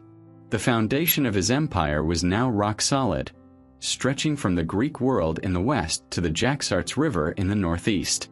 For years, he had patiently built his power, consolidated his winnings, and secured his flanks. The entire landmass of the Near East was now his strategic rear. The time for patience was over. The stage was set for the final climactic act of his career of conquest. He turned his gaze south, towards the last of the great ancient powers, the Golden City on the Euphrates, Babylon. With his eastern borders pacified and an enormous battle-hardened army at his command, Cyrus finally turned his full attention to the crown jewel of the ancient world. For generations, one city had stood above all others as the symbol of power, wealth, and divine favor. It was not merely a capital city. It was the nerve center of civilization, the beating heart of Mesopotamia. This was Babylon. To the people of the 6th century BC, Babylon was the center of the known universe. Its history stretched back into the mists of time, heir to the legendary kingdoms of Sumer, Akkad, and the first Babylonian Empire of Hammurabi. But the Babylon of Cyrus's time, the capital of the Neo-Babylonian Empire, had been rebuilt into a metropolis of such scale and magnificence that it defied imagination. Its sheer size was a statement of power. The city was a perfect square, bisected by the mighty Euphrates River, which brought it life and served as a grand boulevard for trade. Its defenses were the stuff of legend, a project of such colossal scale they were designed not just to repel an army, but to mock the very idea of a siege. An outer rampart, a massive earthwork, was the first line of defense. But the true glory of the city was its inner and outer walls. According to the Greek historian Herodotus, who visited a century later, the outer wall was so thick that a 4-horse chariot could race along the top. This double wall system, punctuated by hundreds of watchtowers and protected by a deep, wide moat fed by the Euphrates, made a direct assault seem like suicide. To enter the city was to pass through one of 8 monumental gateways, the most famous of which was the Ishtar Gate. It was not a simple stone entrance. It was a masterpiece of art and propaganda. The entire structure was covered in brilliant lapis lazuli blue glazed bricks, a stunning splash of color in the sun-baked landscape. Inlaid on the blue background were hundreds of reliefs of sacred animals in gold and yellow. Walking lions, the symbol of the goddess Ishtar, fierce bulls, representing the weather god Adad, and the mythical dragon-like creatures known as Surush, the sacred animal of the city's chief god, Marduk. To pass through this gate was to be reminded at every step that you were entering a divine city, a place protected by the gods themselves. Inside, the city was a marvel. A grand processional way, paved with limestone and red breccia, led from the Ishtar Gate to the religious heart of the empire, the Asagila Temple Complex. This was the home of Marduk, the king of the gods, whose favor was the source of Babylon's power. Next to it soared the great ziggurat Edamananki, a 7-tiered tower of baked brick that reached towards the heavens, which many scholars believe was the historical inspiration for the biblical Tower of Babel. The city was also home to the legendary Hanging Gardens, a terraced mountain-like structure of trees and exotic plants built by King Nebuchadnezzar II, so wondrous it would be counted among the 7 wonders of the ancient world. Babylon was not just a fortress and a temple. It was the engine of the world's economy. Its markets overflowed with goods from every corner of the known world. Timber from Lebanon, copper from Cyprus, spices from Arabia, and grain from the fertile fields of Mesopotamia. It was a center of incredible intellectual achievement. Its astronomers mapped the constellations, developed sophisticated mathematics, and created the zodiac. Its priests and scribes preserved millennia of knowledge on clay tablets. To conquer Babylon was to do more than just defeat an army or capture a city. It was to capture a symbol. The king of Babylon was not just a local ruler. He held titles like King of Sumer and Akkad, and King of the Four Corners of the World. To sit on the throne of Babylon was to claim the mantle of history, to become the legitimate successor to a line of kings stretching back to the dawn of civilization. It meant acquiring not just immense wealth and territory, but unparalleled prestige. The Babylonians knew this. They trusted in their walls, they trusted in their river, and above all, they trusted in their god Marduk. They believed their city was eternal, a permanent fixture of the world order, protected by both human engineering and divine will. They laughed at the thought that any army, even the formidable new force of the Persians, could ever breach their defenses. They were safe. They were supreme. But for all its outward strength, for all its colossal walls and divine guardians, the great city of Babylon had a profound internal weakness. Its greatest vulnerability was not in its fortifications, but in its leadership. The city was suffering from a crisis of faith, caused by the strange and deeply unpopular actions of its last king. The great city of Babylon may have been protected by colossal walls of brick, but its true foundation was faith. The entire state rested on a sacred covenant between the king, the people, and the supreme god of the city, the mighty Marduk. It was Marduk who had defeated the forces of chaos at the dawn of time to create the world. It was Marduk who had chosen Babylon as his sacred home on earth. And it was Marduk who personally conferred the right to rule upon the king. The king was not just a monarch. He was Marduk's chief steward, his high priest, the essential link between the divine and human worlds. And in 556 BC, this sacred link was broken by the ascension of a very strange and unconventional king. His name was Nabonidus. He was not of the royal Chaldean dynasty of the great Nebuchadnezzar II. He had come to the throne through a court conspiracy, an outsider who many of the old Babylonian aristocracy viewed as a usurper. But his origins were not the most troubling thing about him. Nabonidus was from the city of Haran, in what is now northern Syria, and his mother was a priestess of the moon god, Sin. His personal devotion was not to Marduk, the god of his new capital, but to Sin, the god of his homeland. In the polytheistic world of the ancient Near East, worshipping multiple gods was common. But a king's primary duty was always to the chief god of his own capital. Nabonidus, however, was not content with merely worshipping Sin. He was a religious zealot, a true believer who sought to elevate the moon god above all others. He began a religious revolution from the top down. He started altering ancient prayers and rituals, inserting the name of Sin where the name of Marduk should have been. He spent vast sums of state money rebuilding the temples of Sin in Haran and Uar, while showing far less interest in the great Asagila temple of Marduk in Babylon itself. To the powerful, wealthy, and deeply conservative priesthood of Marduk, this was more than an insult. It was a declaration of war. It was blasphemy of the highest order. They saw their king as a dangerous heretic who was dismantling the very cosmic order that made Babylon great. They believed his actions were angering their divine protector and inviting disaster upon the entire kingdom. A quiet but bitter civil war began to brew, not one fought with swords and spears, but with prayers and propaganda, a struggle for the soul of the city. Then, Nabonidus did something that remains one of the great mysteries of ancient history. Around the year 553 BC, just 3 years into his reign, he effectively abandoned his capital. He gathered his court and a portion of the army and went into a self-imposed exile, traveling hundreds of miles south into the Arabian desert, to the remote and dusty oasis of Tema. And there he stayed for 10 years. The reasons for this bizarre move are still debated by historians. Perhaps he was trying to establish a new center for the worship of Sin, away from the hostile priests of Babylon.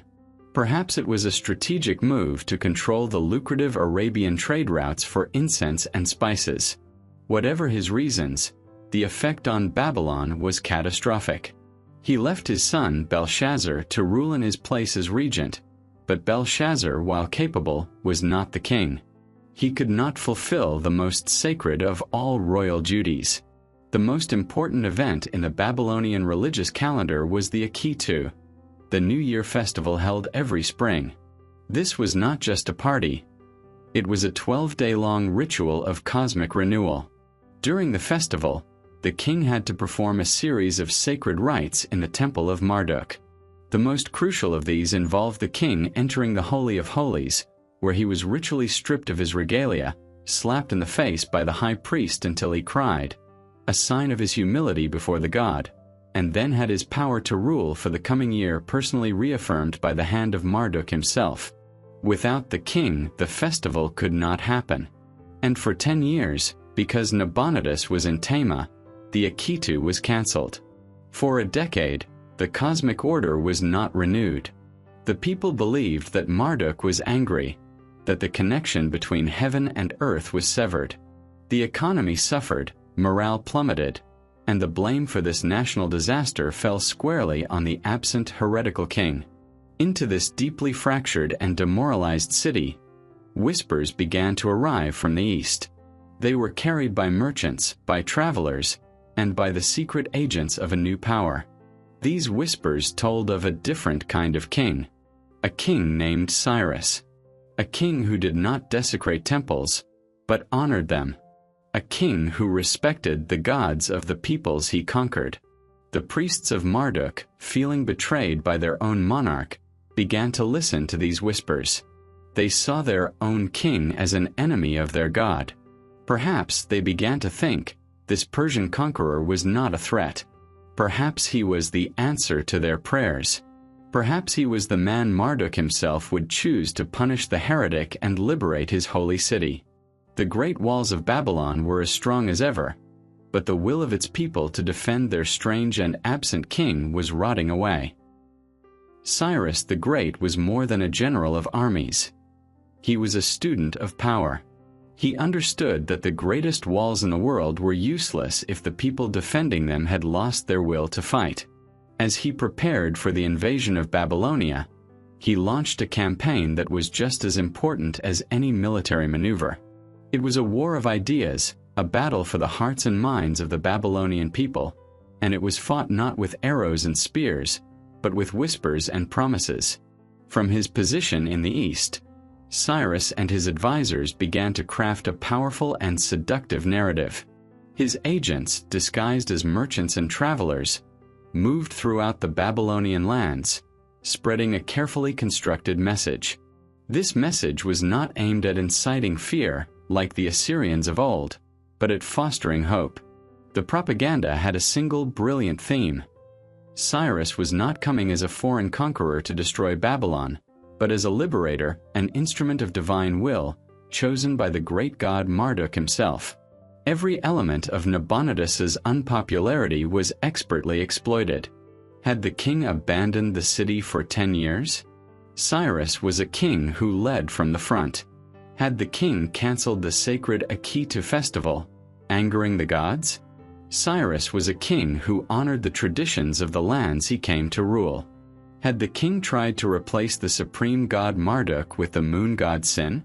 Cyrus, the propaganda insisted, was a pious man who would restore Marduk to his rightful place of honor. This was a message of psychological genius.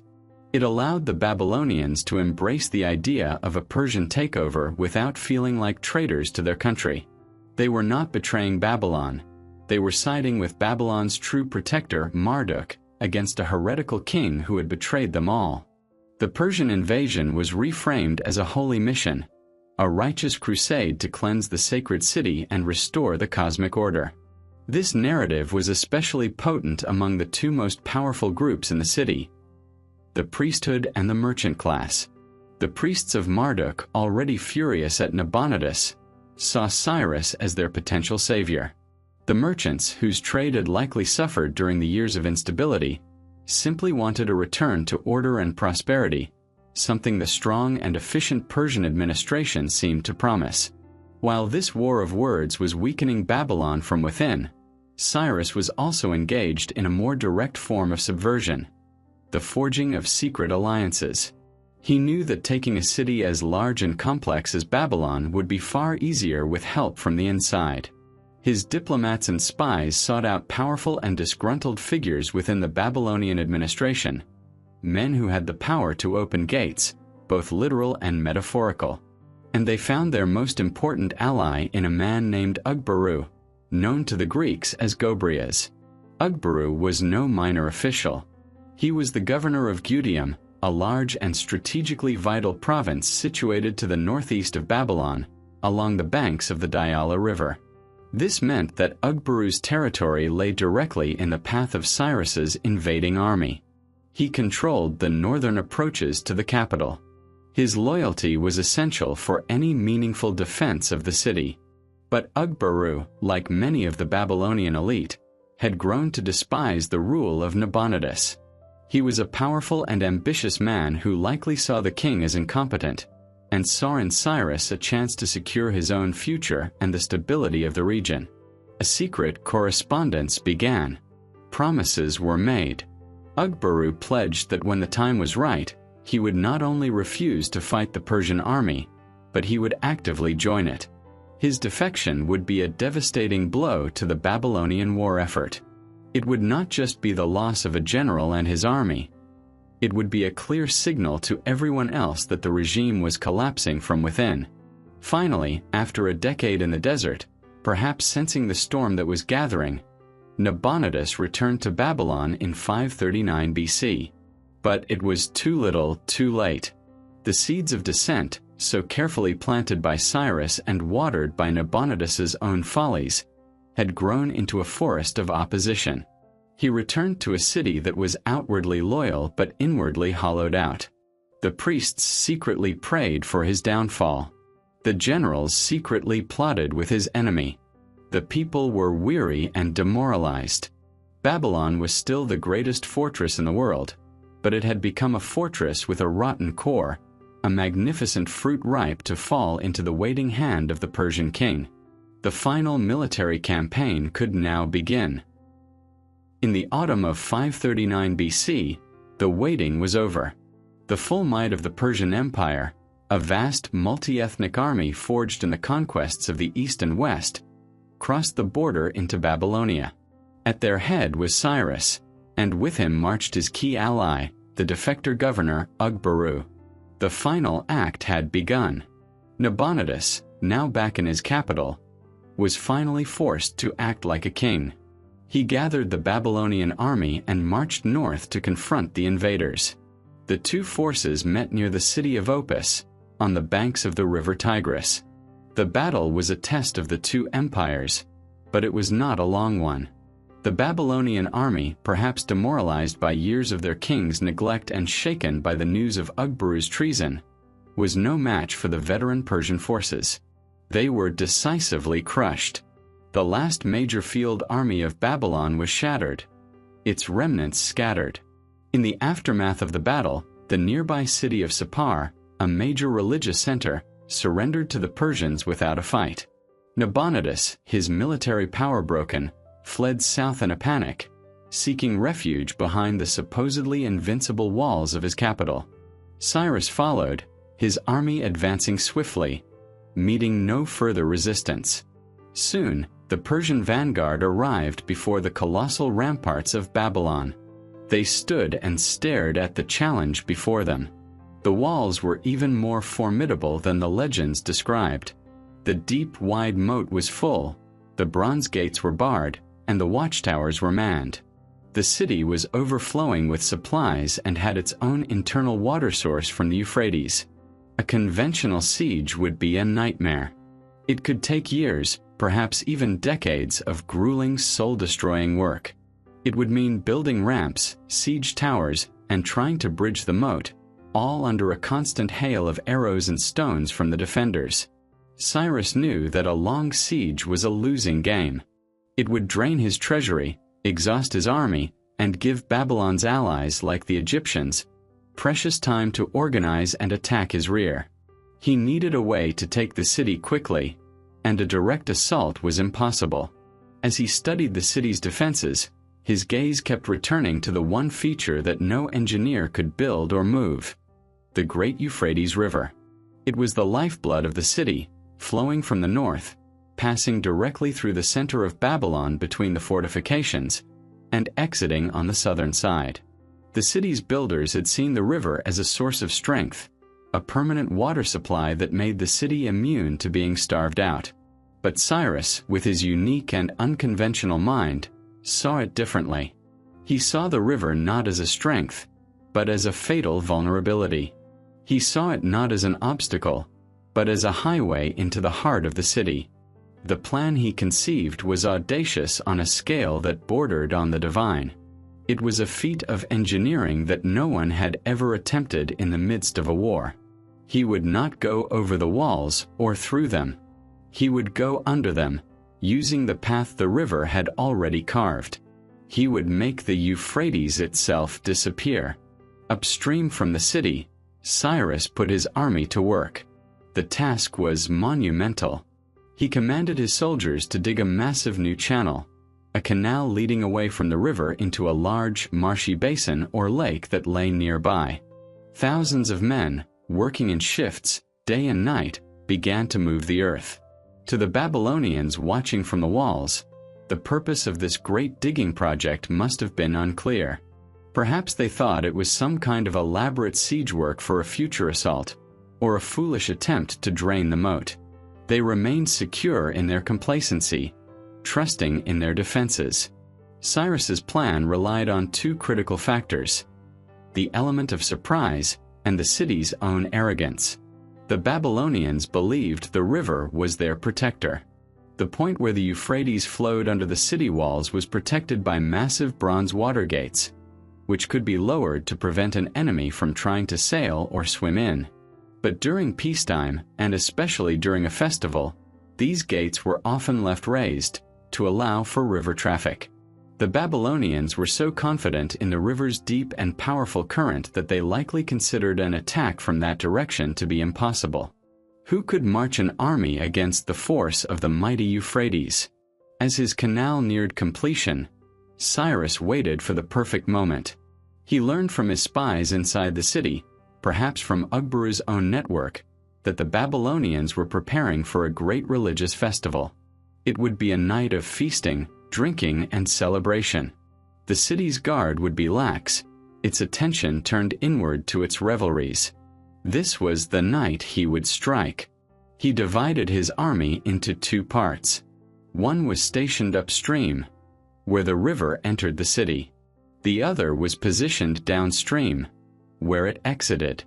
They were given their orders: wait for the signal of the falling water. Then, on the night of the festival, as the sounds of music and celebration echoed from within the great city, Cyrus gave the final command. The last barrier of earth was broken. The waters of the Euphrates, diverted from their ancient course, began to pour into the newly dug canal, rushing away into the great basin. The trap was sprung. As the Persian soldiers upstream broke the final dam, the mighty Euphrates began to shift its course. Slowly at first, then with a growing rush, the water surged into the new canal, draining away into the vast marshland. Downstream, at the gates of Babylon, the river level began to drop. An inch at a time, the water receded from the great walls, the current slackening, the powerful torrent shrinking into a shallow, wadeable stream. The highway into the city was opening. But inside the royal palace, the lords of Babylon were oblivious. Their world was not the cold, dark riverbank, but a hall filled with light, music, and the haze of drunken revelry. The regent, Belshazzar, son of Nabonidus, was holding a magnificent feast for 1,000 of his nobles, his wives, and his concubines. Surrounded by the mightiest walls on earth, they felt untouchable, indulging in a display of arrogant defiance while the enemy waited outside. In a moment of supreme hubris, Belshazzar gave a sacrilegious order. He commanded his servants to bring forth the sacred golden and silver chalices and vessels that his ancestor Nebuchadnezzar had plundered from the Temple of Solomon in Jerusalem decades earlier. These were objects holy to a conquered people, vessels dedicated to their god. Belshazzar and his court, in their drunken state, began to use them as common drinking cups, pouring them full of wine and toasting to their own pagan idols of gold, silver, bronze, and stone. It was the ultimate act of contempt, a mockery of a foreign god and a celebration of their own perceived supremacy. And in that very hour, as the blasphemous toasts were being made, a terrifying and supernatural event silenced the entire hall. The fingers of a man's hand appeared, without an arm, without a body, and began to write on the plaster of the palace wall, illuminated by the flickering light of the lamps. The music stopped. The laughter died. 1,000 conversations froze. Every eye was fixed in horror on the disembodied hand as it slowly, deliberately, traced 4 strange words in the plaster. Belshazzar's face turned white with terror. His knees knocked together, and he cried out in a panicked voice, summoning his astrologers, his magicians, and his wise men. He promised riches, robes of purple, and a position as the 3rd ruler in the kingdom to any man who could read the writing and tell him its meaning. But none of them could. The writing was in a script they did not recognize, a message from a power beyond their comprehension. Then the Queen Mother, remembering stories of a wise man from the Hebrew exile, advised Belshazzar to summon Daniel. The old prophet, now a man who had served Babylonian kings for decades, was brought before the terrified regent. He looked at the wall and his face was grim. He refused the king's offered rewards and delivered the divine interpretation. The words on the wall, he explained, were Aramaic. Mean, tekel, upharsin. This is the interpretation, Daniel said, his voice ringing with authority in the silent hall. Mean, God has numbered the days of your kingdom and brought it to an end. Tekel, you have been weighed on the scales and found wanting. Perez, the singular of upharsin, your kingdom is divided and given to the Medes and the Persians. While this divine judgment was being delivered in the palace, a human judgment was being executed at the river. The water level had dropped, as Herodotus later wrote, to about the height of the middle of a man's thigh. The time had come. The Persian commanders gave the order. Silently, the soldiers of the 2 great divisions of the army stepped into the cold water and began to advance into the city from both the north and the south, following the riverbed as it passed under the mighty walls. The water gates, as Cyrus had gambled, were open and unguarded. The Persian forces, led by the governor Ugbaru, moved through the city with astonishing speed and discipline. This was not a chaotic sack. It was a precise, targeted military operation. They met little to no resistance. The Babylonian Chronicle, a contemporary historical record written on a clay tablet, states it plainly. The army of Cyrus entered Babylon without a battle. The common people were either celebrating the festival, unaware of what was happening, or they were simply unwilling to fight and die for a king they despised.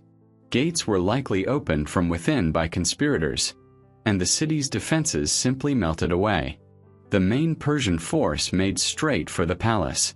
The sounds of their approach finally broke through the stunned terror of Belshazzar's feast.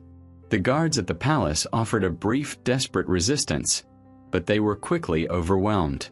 Persian soldiers stormed into the great hall.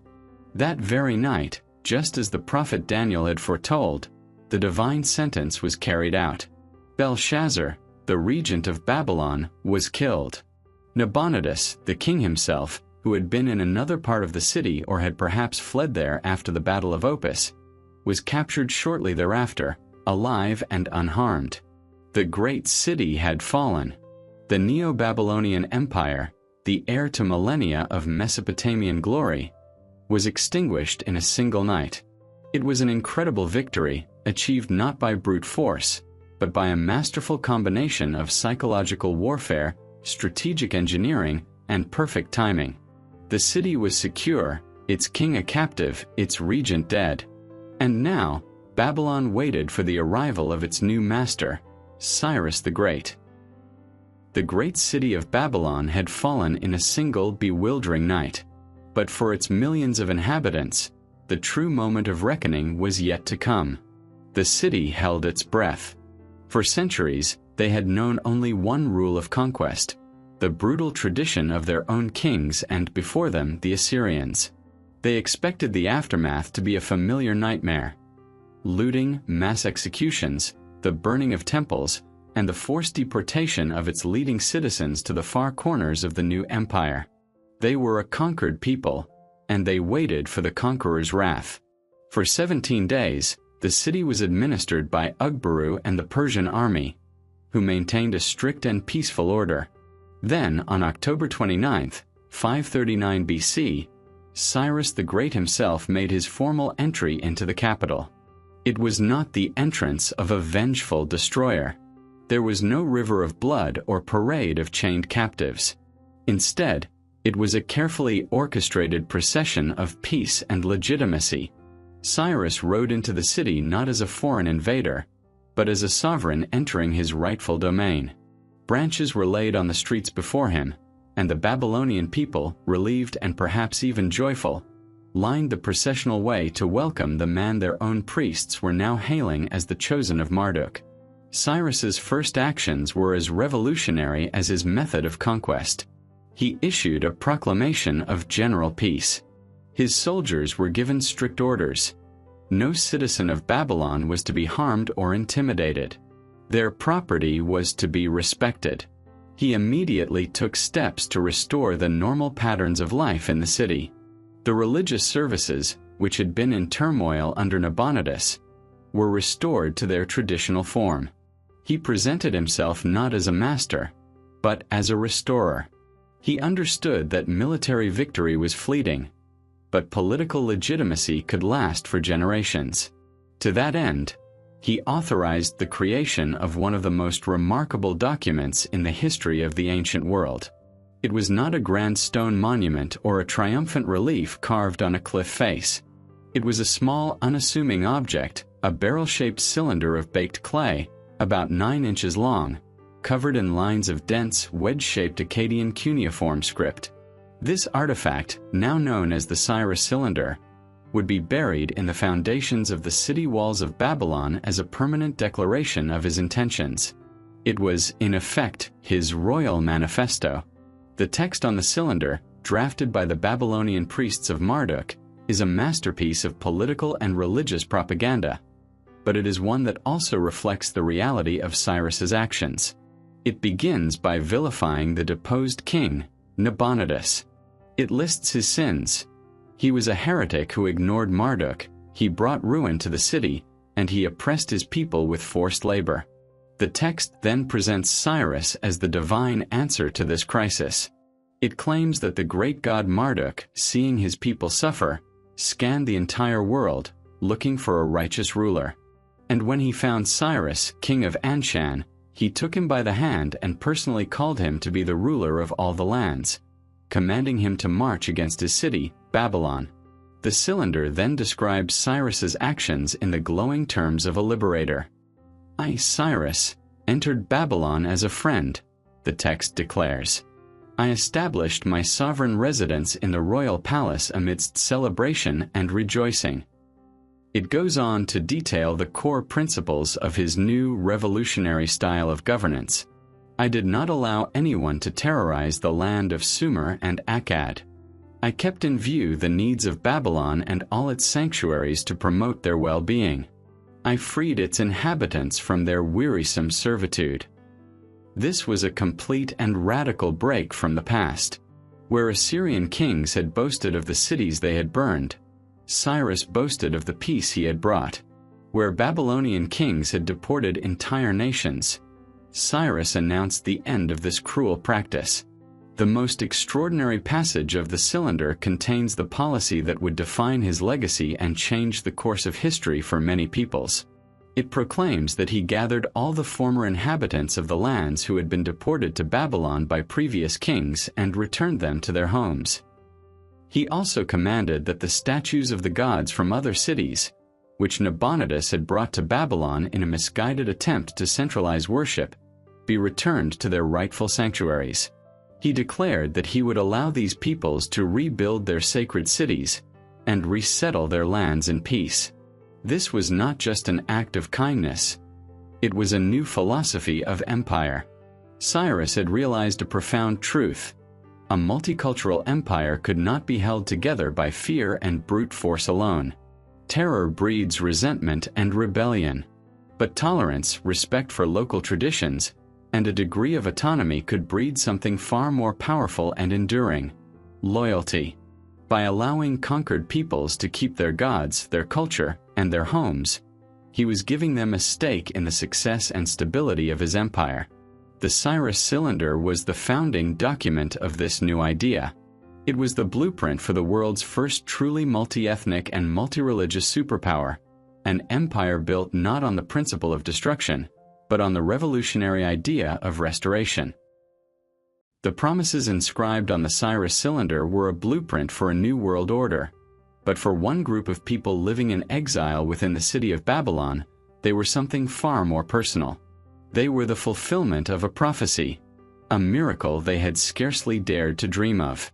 Among the many displaced peoples whose fate was now in the hands of the Persian king were the Judeans, the people of the former kingdom of Judah. Nearly half a century earlier, in 586 BC, their world had been utterly destroyed. The great Babylonian king Nebuchadnezzar II had besieged and conquered their holy city, Jerusalem. He had torn down its walls, burned its houses, and in the ultimate act of desecration, had razed their most sacred place on earth, the magnificent Temple of Solomon, to the ground. He had then carried off the elite of their population, the priests, the scribes, the artisans, the royal family, into forced exile in Babylonia. This traumatic event became known as the Babylonian captivity.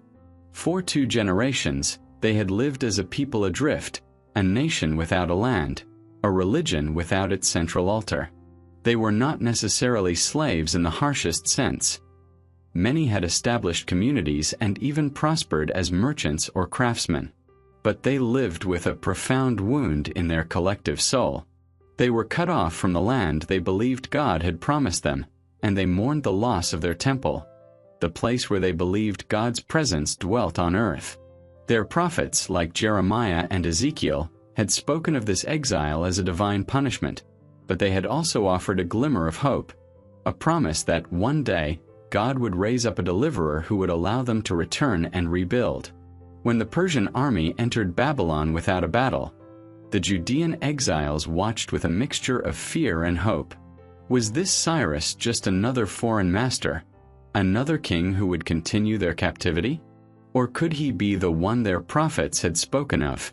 Their answer came swiftly, in the first year of his reign over Babylon, 538 BC, in a move that would echo through history and become a cornerstone of his legacy. Cyrus issued a formal royal edict concerning the Judean people. This decree was far more than a simple pardon or a passive grant of permission. It was an act of active, state-sponsored restoration. The story is recorded in detail in the Hebrew Bible, in the book of Ezra. The proclamation was sent throughout the empire. Thus says Cyrus, king of Persia, "The Lord, the God of heaven, has given me all the kingdoms of the earth, and he has charged me to build him a house at Jerusalem, which is in Judah. Whoever is among you of all his people, may his God be with him, and let him go up to Jerusalem and rebuild the house of the Lord." It was a stunning announcement. He not only allowed them to return, but he framed it as a divine mission he himself had been given by their God. But the edict went even further. Cyrus did not send them home empty-handed. He commanded his royal treasurers to open the vaults and return the sacred vessels that Nebuchadnezzar had looted from the temple all those years ago. The gold and silver chalices, bowls, and pans, over 5,000 of them, were meticulously inventoried and given to the returning exiles. These were not just valuable objects. They were the holy instruments of their faith, a tangible link to their lost past. And there was still more. Cyrus decreed that the rebuilding of the temple in Jerusalem would be funded, in part, from the Persian royal treasury. He specified the dimensions of the new structure and ordered that the regional governors were to provide the returning exiles with whatever resources they needed for the construction. This was an almost unbelievable act of generosity and support. He was not just permitting them to go home. He was empowering them, financing them, and commanding his own imperial administration to ensure the success of their national and religious restoration. Why did he do it? It was, first and foremost, the perfect application of the general policy laid out on the Cyrus Cylinder. He was doing for the Judeans exactly what he had promised to do for all the other displaced cults and peoples. It was a demonstration that his manifesto was not just empty words, but it was also an act of brilliant statecraft. A rebuilt Judah, populated by a people who owed their very existence to the Persian king, would be a deeply loyal and grateful vassal state. It would serve as a stable pro-Persian buffer province on the empire's sensitive southwestern frontier, right on the doorstep of Persia's next great rival, Egypt. It was a strategic investment in loyalty. Some scholars also suggest that the tenets of Cyrus's own Persian religion, possibly an early form of Zoroastrianism with its focus on a supreme deity of truth and order, may have made him philosophically sympathetic to the monotheistic beliefs of the Judeans. Whatever his full reasoning, the impact of his decree was monumental. It effectively ended the Babylonian captivity. It triggered the first wave of returnees who would lay the foundations for a new Jewish society in their ancestral homeland. It initiated the era of the Second Temple, a period that would be foundational for the development of both modern Judaism and Christianity. For this act, Cyrus was immortalized in the Hebrew scriptures as a righteous and divinely appointed ruler, a unique honor for a non-Jewish king. His edict was the ultimate proof of his revolutionary new way of ruling, that mercy could be a more powerful tool of empire than terror, and that restoration could build a more enduring foundation than ruin. Cyrus's policy towards the Judeans and the other peoples of Babylon was a masterstroke, but it was also a single piece of a much larger puzzle. The question facing him after the fall of Babylon was perhaps the greatest challenge any ruler had ever faced. How do you effectively govern a territory of such unprecedented size and diversity? His empire now stretched from the Aegean Sea to the Hindu Kush, a sprawling domain encompassing dozens of different peoples, each with its own language, its own gods, its own laws, and its own deeply ingrained sense of identity. The old model of empire, perfected by the Assyrians, had a simple, brutal answer to this question. You don't. You erase them. You rule through terror, crush local identities, deport entire populations, and force a single harsh imperial will upon everyone. But this model was a spectacular failure. An empire built on hate is an empire built on sand. It is in a state of constant, exhausting rebellion, and it eventually collapses under the weight of its own cruelty. Cyrus knew this. He needed a new model, one designed not for conquest, but for permanence. The system he established was the true foundation of the Achaemenid Empire, a political structure so effective and adaptable that it would endure for over 2 centuries. He did not try to turn a Lydian, a Babylonian, and a Bactrian into a Persian. He let them remain who they were, and instead created a system that could manage their diversity. The empire was divided into vast administrative provinces, which came to be known by the Greek term satrapy. Each satrapy was ruled by a governor, or satrap, who was the king's representative in that region. This in itself was not new, but Cyrus's genius was in who he often chose for this powerful role. Rather than imposing Persian nobles on every conquered land, which would have created immense resentment, he frequently co-opted the existing local elite. He would find a powerful and respected local nobleman, a former prince or governor, and appoint him as the satrap. This was a brilliant move. It provided a sense of continuity for the local population, who were still being ruled by one of their own. and it gave the local aristocracies a powerful incentive to support the Persian Empire, rather than fight it. Their power, wealth, and prestige were now directly tied to their loyalty to Cyrus. We see this with Ugbaru, or Gobrias, the Babylonian governor who had defected to him. Cyrus rewarded him by making him the first satrap of Babylonia, allowing a Babylonian to continue governing Babylon. But Cyrus was no fool. He understood that giving this much power to a provincial governor was risky. A powerful satrap could raise an army, declare independence, and start a rebellion. So, he built a clever system of checks and balances into the very structure of his imperial administration. The satrap was the head of the civil government. He was responsible for collecting taxes, administering justice according to local laws, and managing the economy of the province. But the commander of the main Persian military garrison within that same province was a separate official, usually a trusted Persian, who did not answer to the satrap. He answered directly to Cyrus. This division of power ensured that no single man in a province controlled both the money and the military, making a successful revolt nearly impossible. To this, Cyrus added a third layer of control, a network of imperial intelligence agents. These officials were known as the King's Eye or the King's Ear. They were his personal inspectors, traveling throughout the empire, often unannounced. They had the authority to investigate the affairs of both the satrap and the military commander. They would listen for whispers of corruption, for signs of disloyalty, or for grievances among the common people, and they would report their findings directly back to the king. No official, no matter how remote or powerful, was ever truly beyond the king's reach.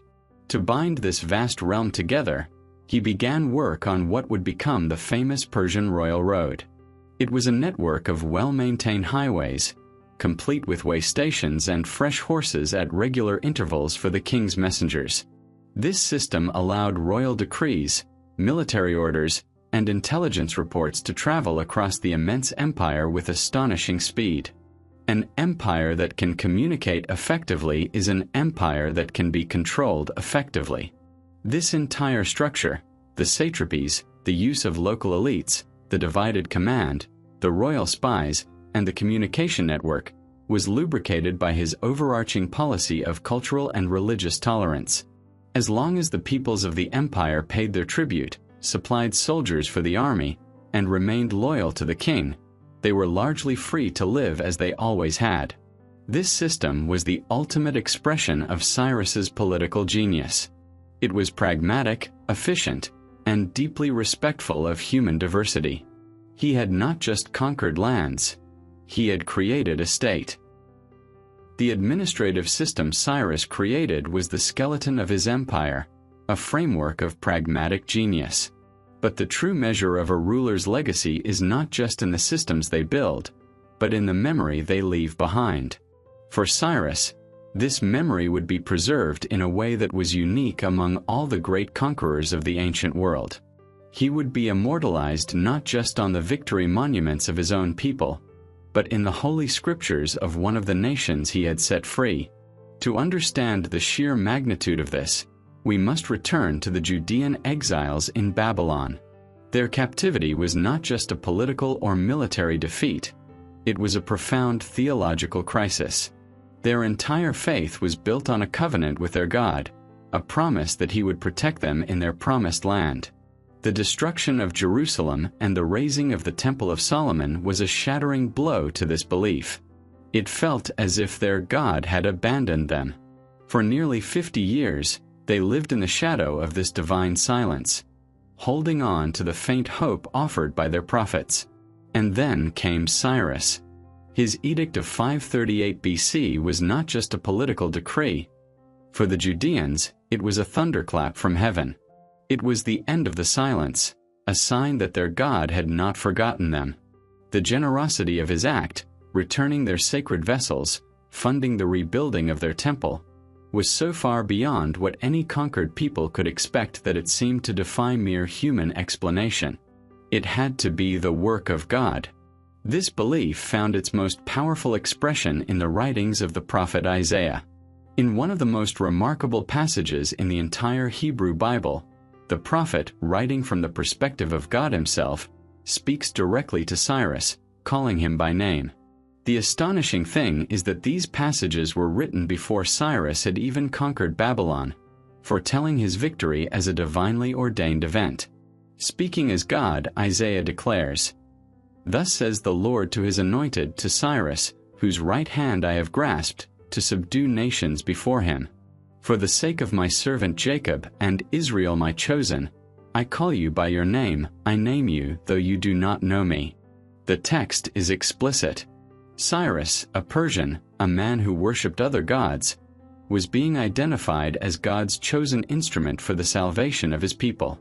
But the most extraordinary part of that passage is a single word: anointed. In the original Hebrew, the word is Mashiach. It is the word from which we derive the title Messiah. In Judean tradition, this was a title of immense and sacred importance. It was reserved for those who were consecrated for a divine purpose, usually the kings of Israel or the high priests of the temple. It signified a person who was the agent of God's will on earth. For this title to be applied to a non-Jew was unthinkable. The pharaohs of Egypt were portrayed as oppressors. The kings of Assyria and Babylon, like Nebuchadnezzar, were seen as rods of God's anger, instruments of punishment. But Cyrus was different. He was not a tool of wrath. He was a tool of redemption. He is the only non-Jewish person in the entire Bible to be explicitly called God's Messiah. This shows the profound depth of gratitude and awe that his actions inspired. He was not just a benevolent foreign ruler. He was seen as a shepherd, divinely appointed to gather a scattered flock and lead them home. His actions were so aligned with their hopes and their theology that the Judeans saw the hand of God in everything he did. His military victories were not for his own glory, but to put him in a position to save them. His revolutionary policies of tolerance were not just good statecraft, but the unfolding of a divine plan. This unique legacy is perhaps the greatest testament to Cyrus's genius. His style of rule was so profoundly different, so shockingly merciful compared to the brutal norms of his time, that a people whose defining feature was their exclusive covenant with their own God were willing to write this foreign king into their sacred story as a hero, a savior, a righteous Gentile, a Messiah. He had conquered their former masters in Babylon, but he had conquered the hearts of the Judean people so completely that his name would be honored in their synagogues and remembered in their prayers for all time. Cyrus the Great was now an old man by the standards of the ancient world. He was approaching 70. For nearly 3 decades, his life had been one of relentless conquest and visionary state-building. He had forged the largest empire the world had ever seen, an empire built on a revolutionary foundation of tolerance and peace. His capital at Pasargadae was a symbol of his success, and his royal road was beginning to stitch together the disparate lands he had conquered. He had every reason to rest, to enjoy the fruits of his incredible life's work, and to pass his vast stable empire on to his son Cambyses. But the work of an emperor is never truly done. And for a man like Cyrus, whose spirit had been forged in the crucible of constant challenge, the siren song of one last campaign, one final unsolved problem, proved impossible to resist. The problem lay on the far northeastern frontier of his empire, beyond the Jaxartes River, beyond his fortress city of Syropolis. Out on the vast wind-swept steppes of Central Asia lived the last of the great unconquered peoples on his borders, the Massagetæ. The Massagetæ were a powerful and fiercely independent confederation of nomadic tribes. They were masters of the horse and the bow, a hardy people who lived a life of constant movement, following their herds across the endless grasslands. They were kin to the Saka and the Scythians, and like them, they prized freedom above all else. They had watched the inexorable expansion of the Persian Empire with wary eyes, and they would not be easily subdued. And they were led by a ruler as formidable as the land she commanded. After the death of her husband, the king, power had passed to his widow, a woman named Tomyris. In a world utterly dominated by men, Queen Tomyris was an anomaly, a warrior queen who ruled her people with an iron will and a sharp strategic mind. She was not a regent keeping the throne warm for a young son. She was the absolute sovereign of her people, and she commanded their fierce loyalty. Why Cyrus chose to march against her in 530 BC is a question that has fascinated historians for centuries. His official reason was likely defensive. The Massagetæ were a persistent threat, a source of raids that could destabilize his new, hard-won frontier. A final, decisive campaign to pacify them could be seen as a necessary act to secure the long-term peace of the empire. But perhaps there were other, more personal motives at play. Perhaps it was the conqueror's ambition, the desire to add the last great unconquered territory to his list of victories. Or perhaps, after a lifetime of unbroken success, it was a touch of hubris, a belief that he was invincible, that no force on earth could stand against him. Whatever his reason, he began his campaign not with an open declaration of war, but with a piece of political theater. He sent ambassadors across the river to the camp of Queen Tomyris. They carried a formal proposal of marriage from Cyrus, the King of Kings. It was a classic political gambit.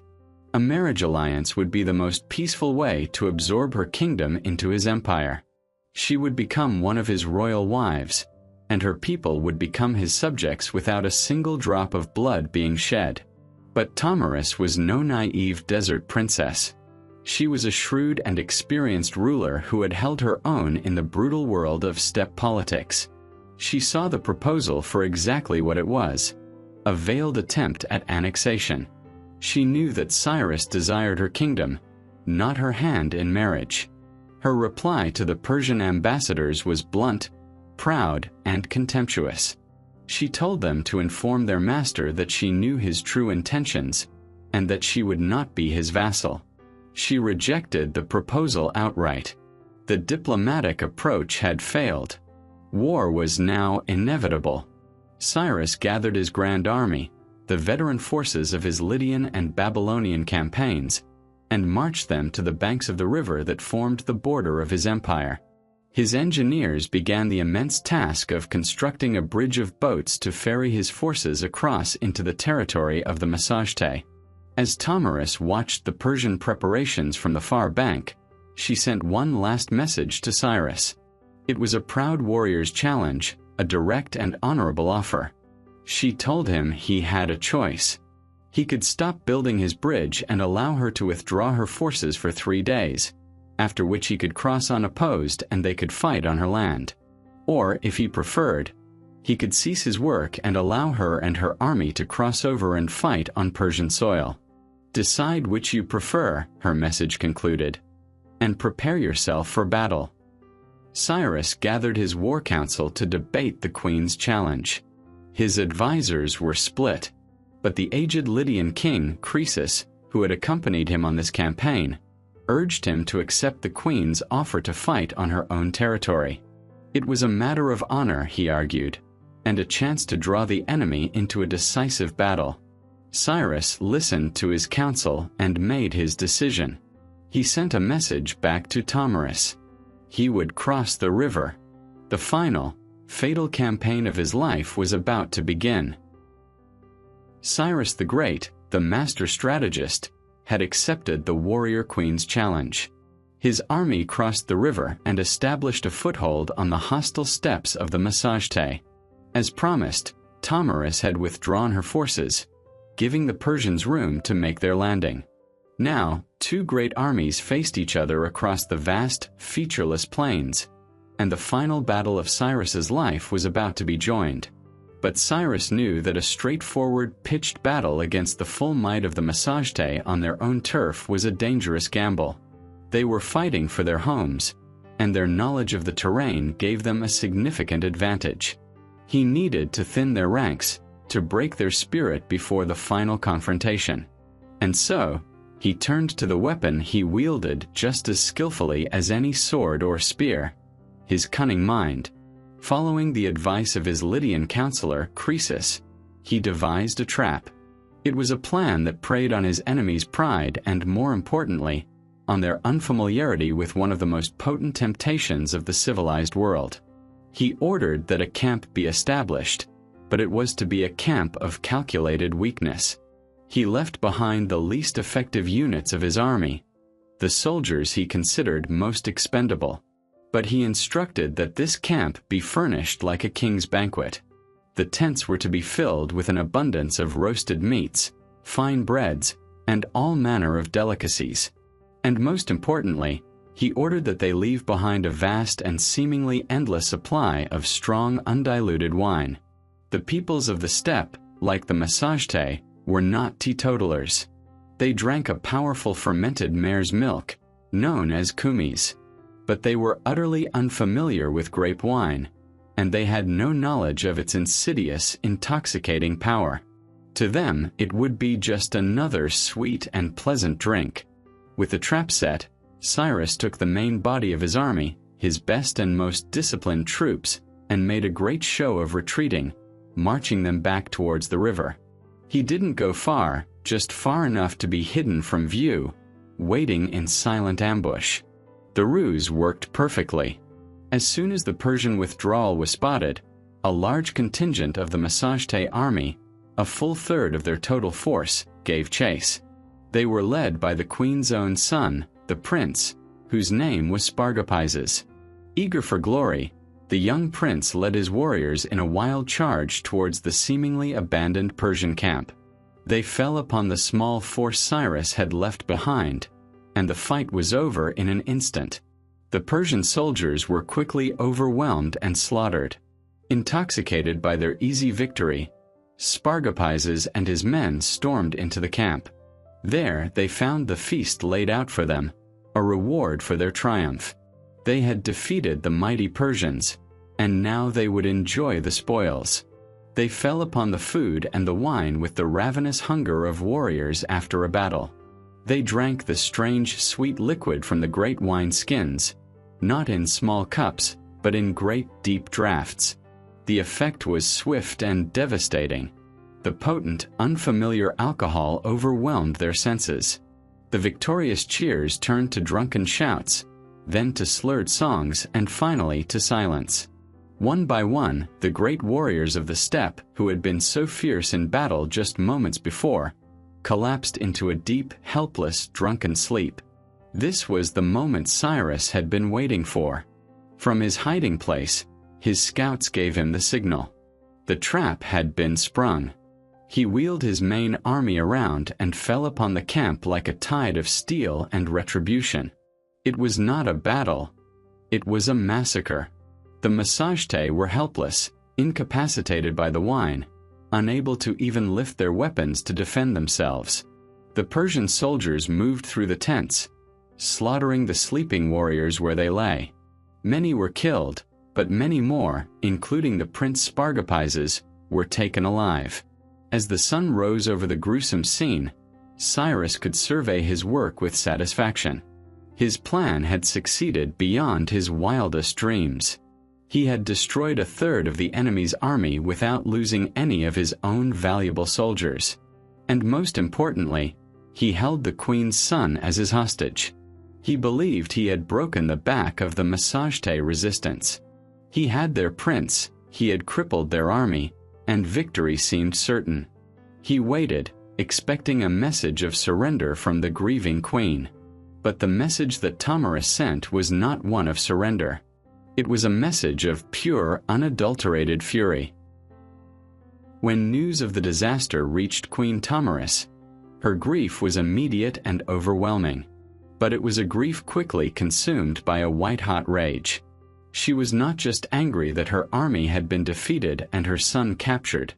She was incensed by the way it had been done. To her, a warrior of the steppes, Cyrus had not won a clever victory. He had won through dishonorable trickery, using a strange and insidious poison that her people did not understand. He had not defeated her warriors. He had drugged them. She immediately sent a herald to the Persian camp. Her message to Cyrus was not a plea for mercy, but a furious ultimatum. "You bloodthirsty Cyrus," the message began, "do not be so proud of what you have done. You defeated my son not by your strength in open battle, but with that fruit of the vine, which makes men so mad that evil words flow from their lips. Now listen to my good advice.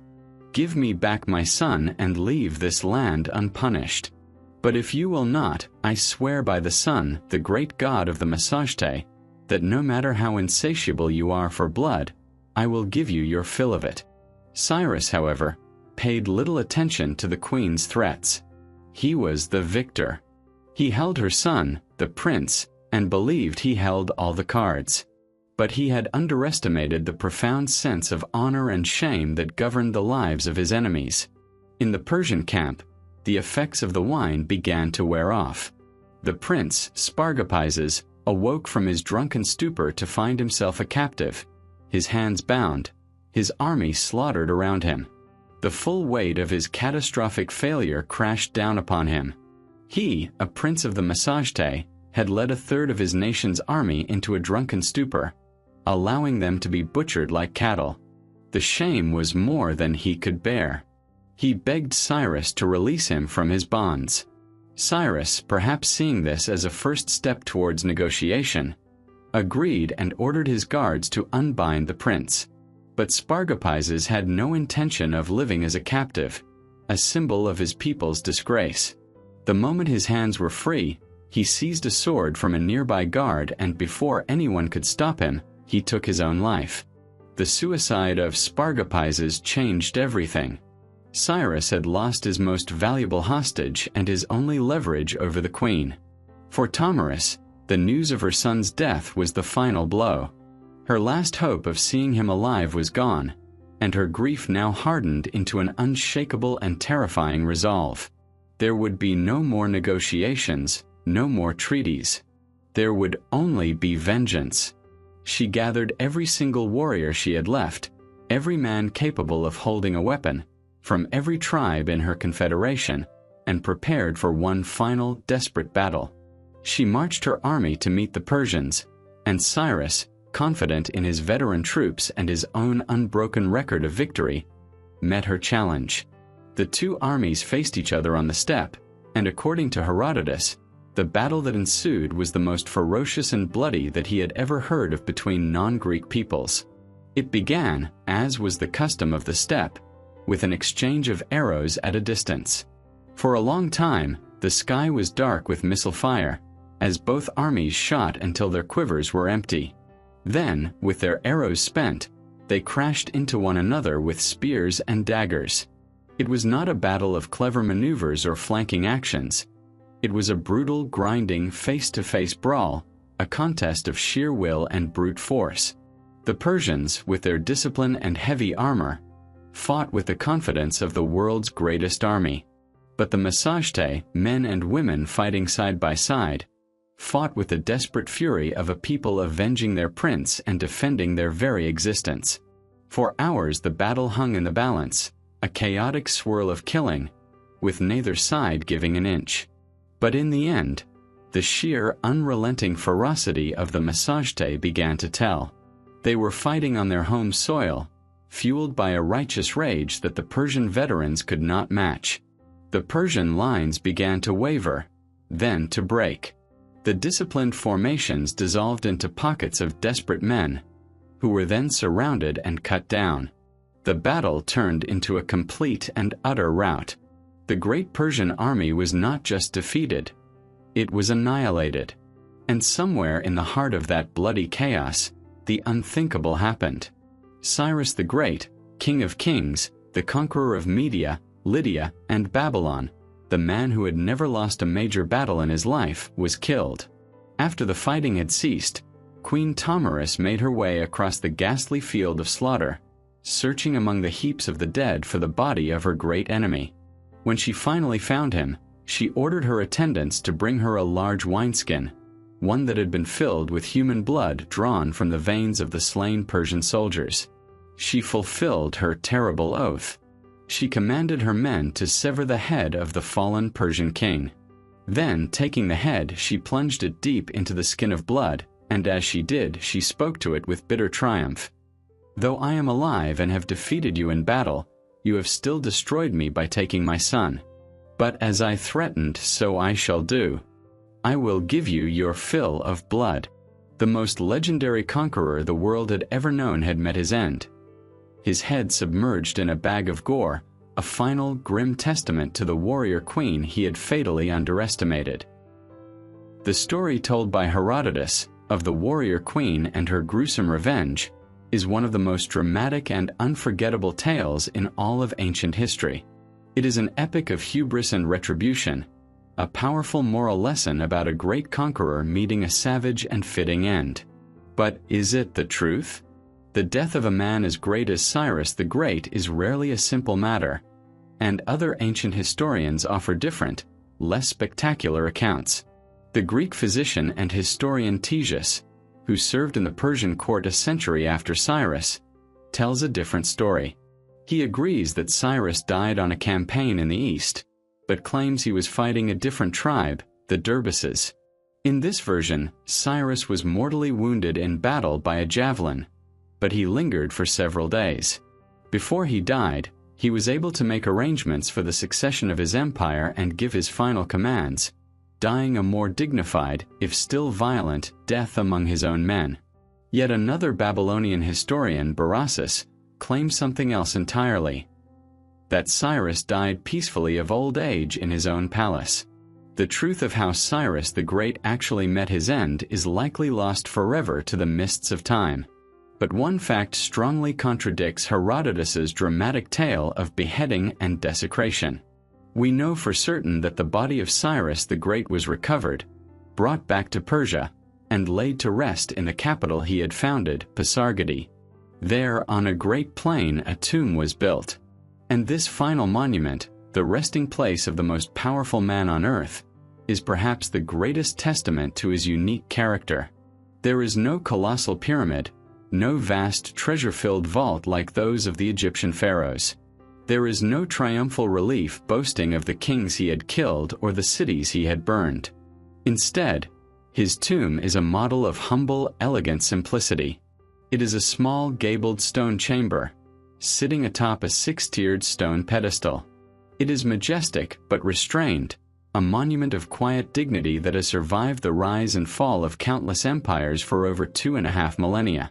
The ancient Greek writers who traveled with Alexander the Great 2 centuries later saw the tomb and recorded the simple inscription that was once carved nearby.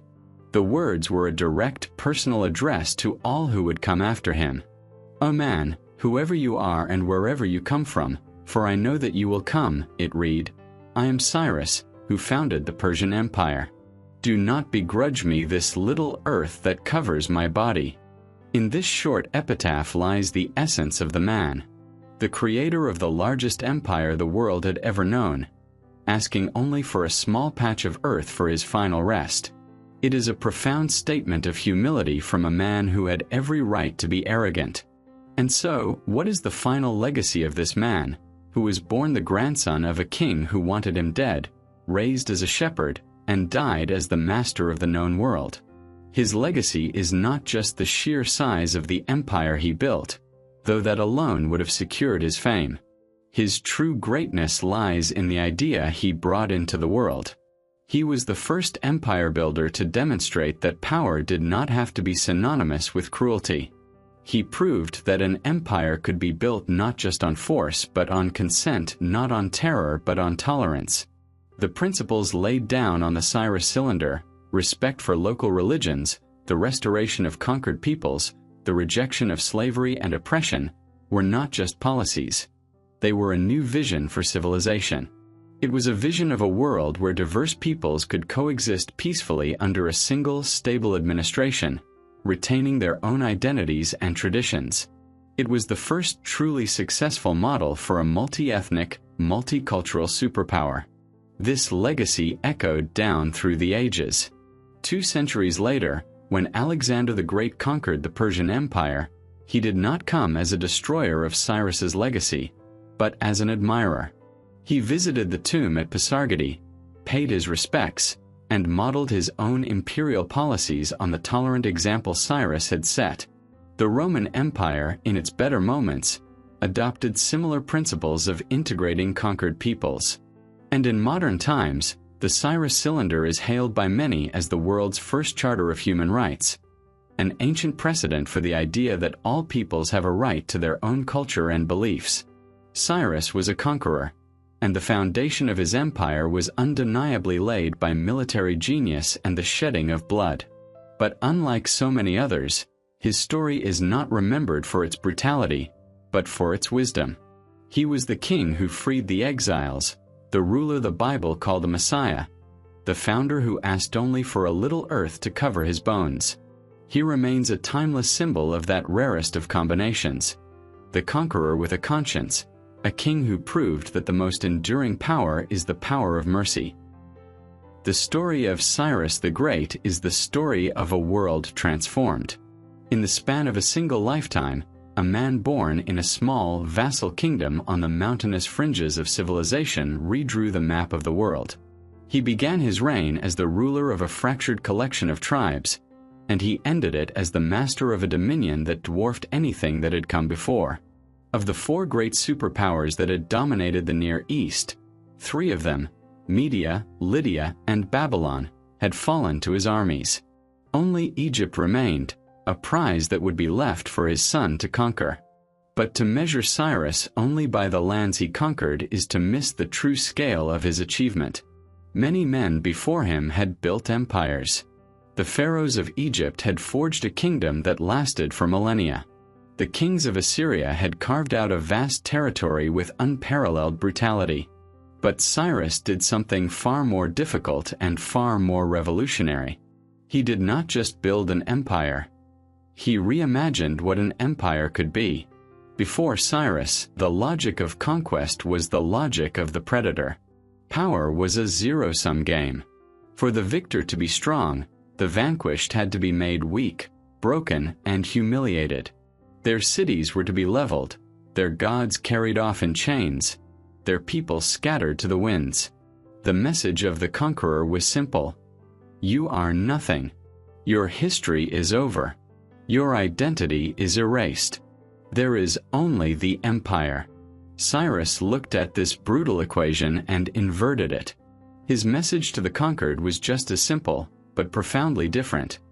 You are now part of my empire, and because of that, your identity is safe.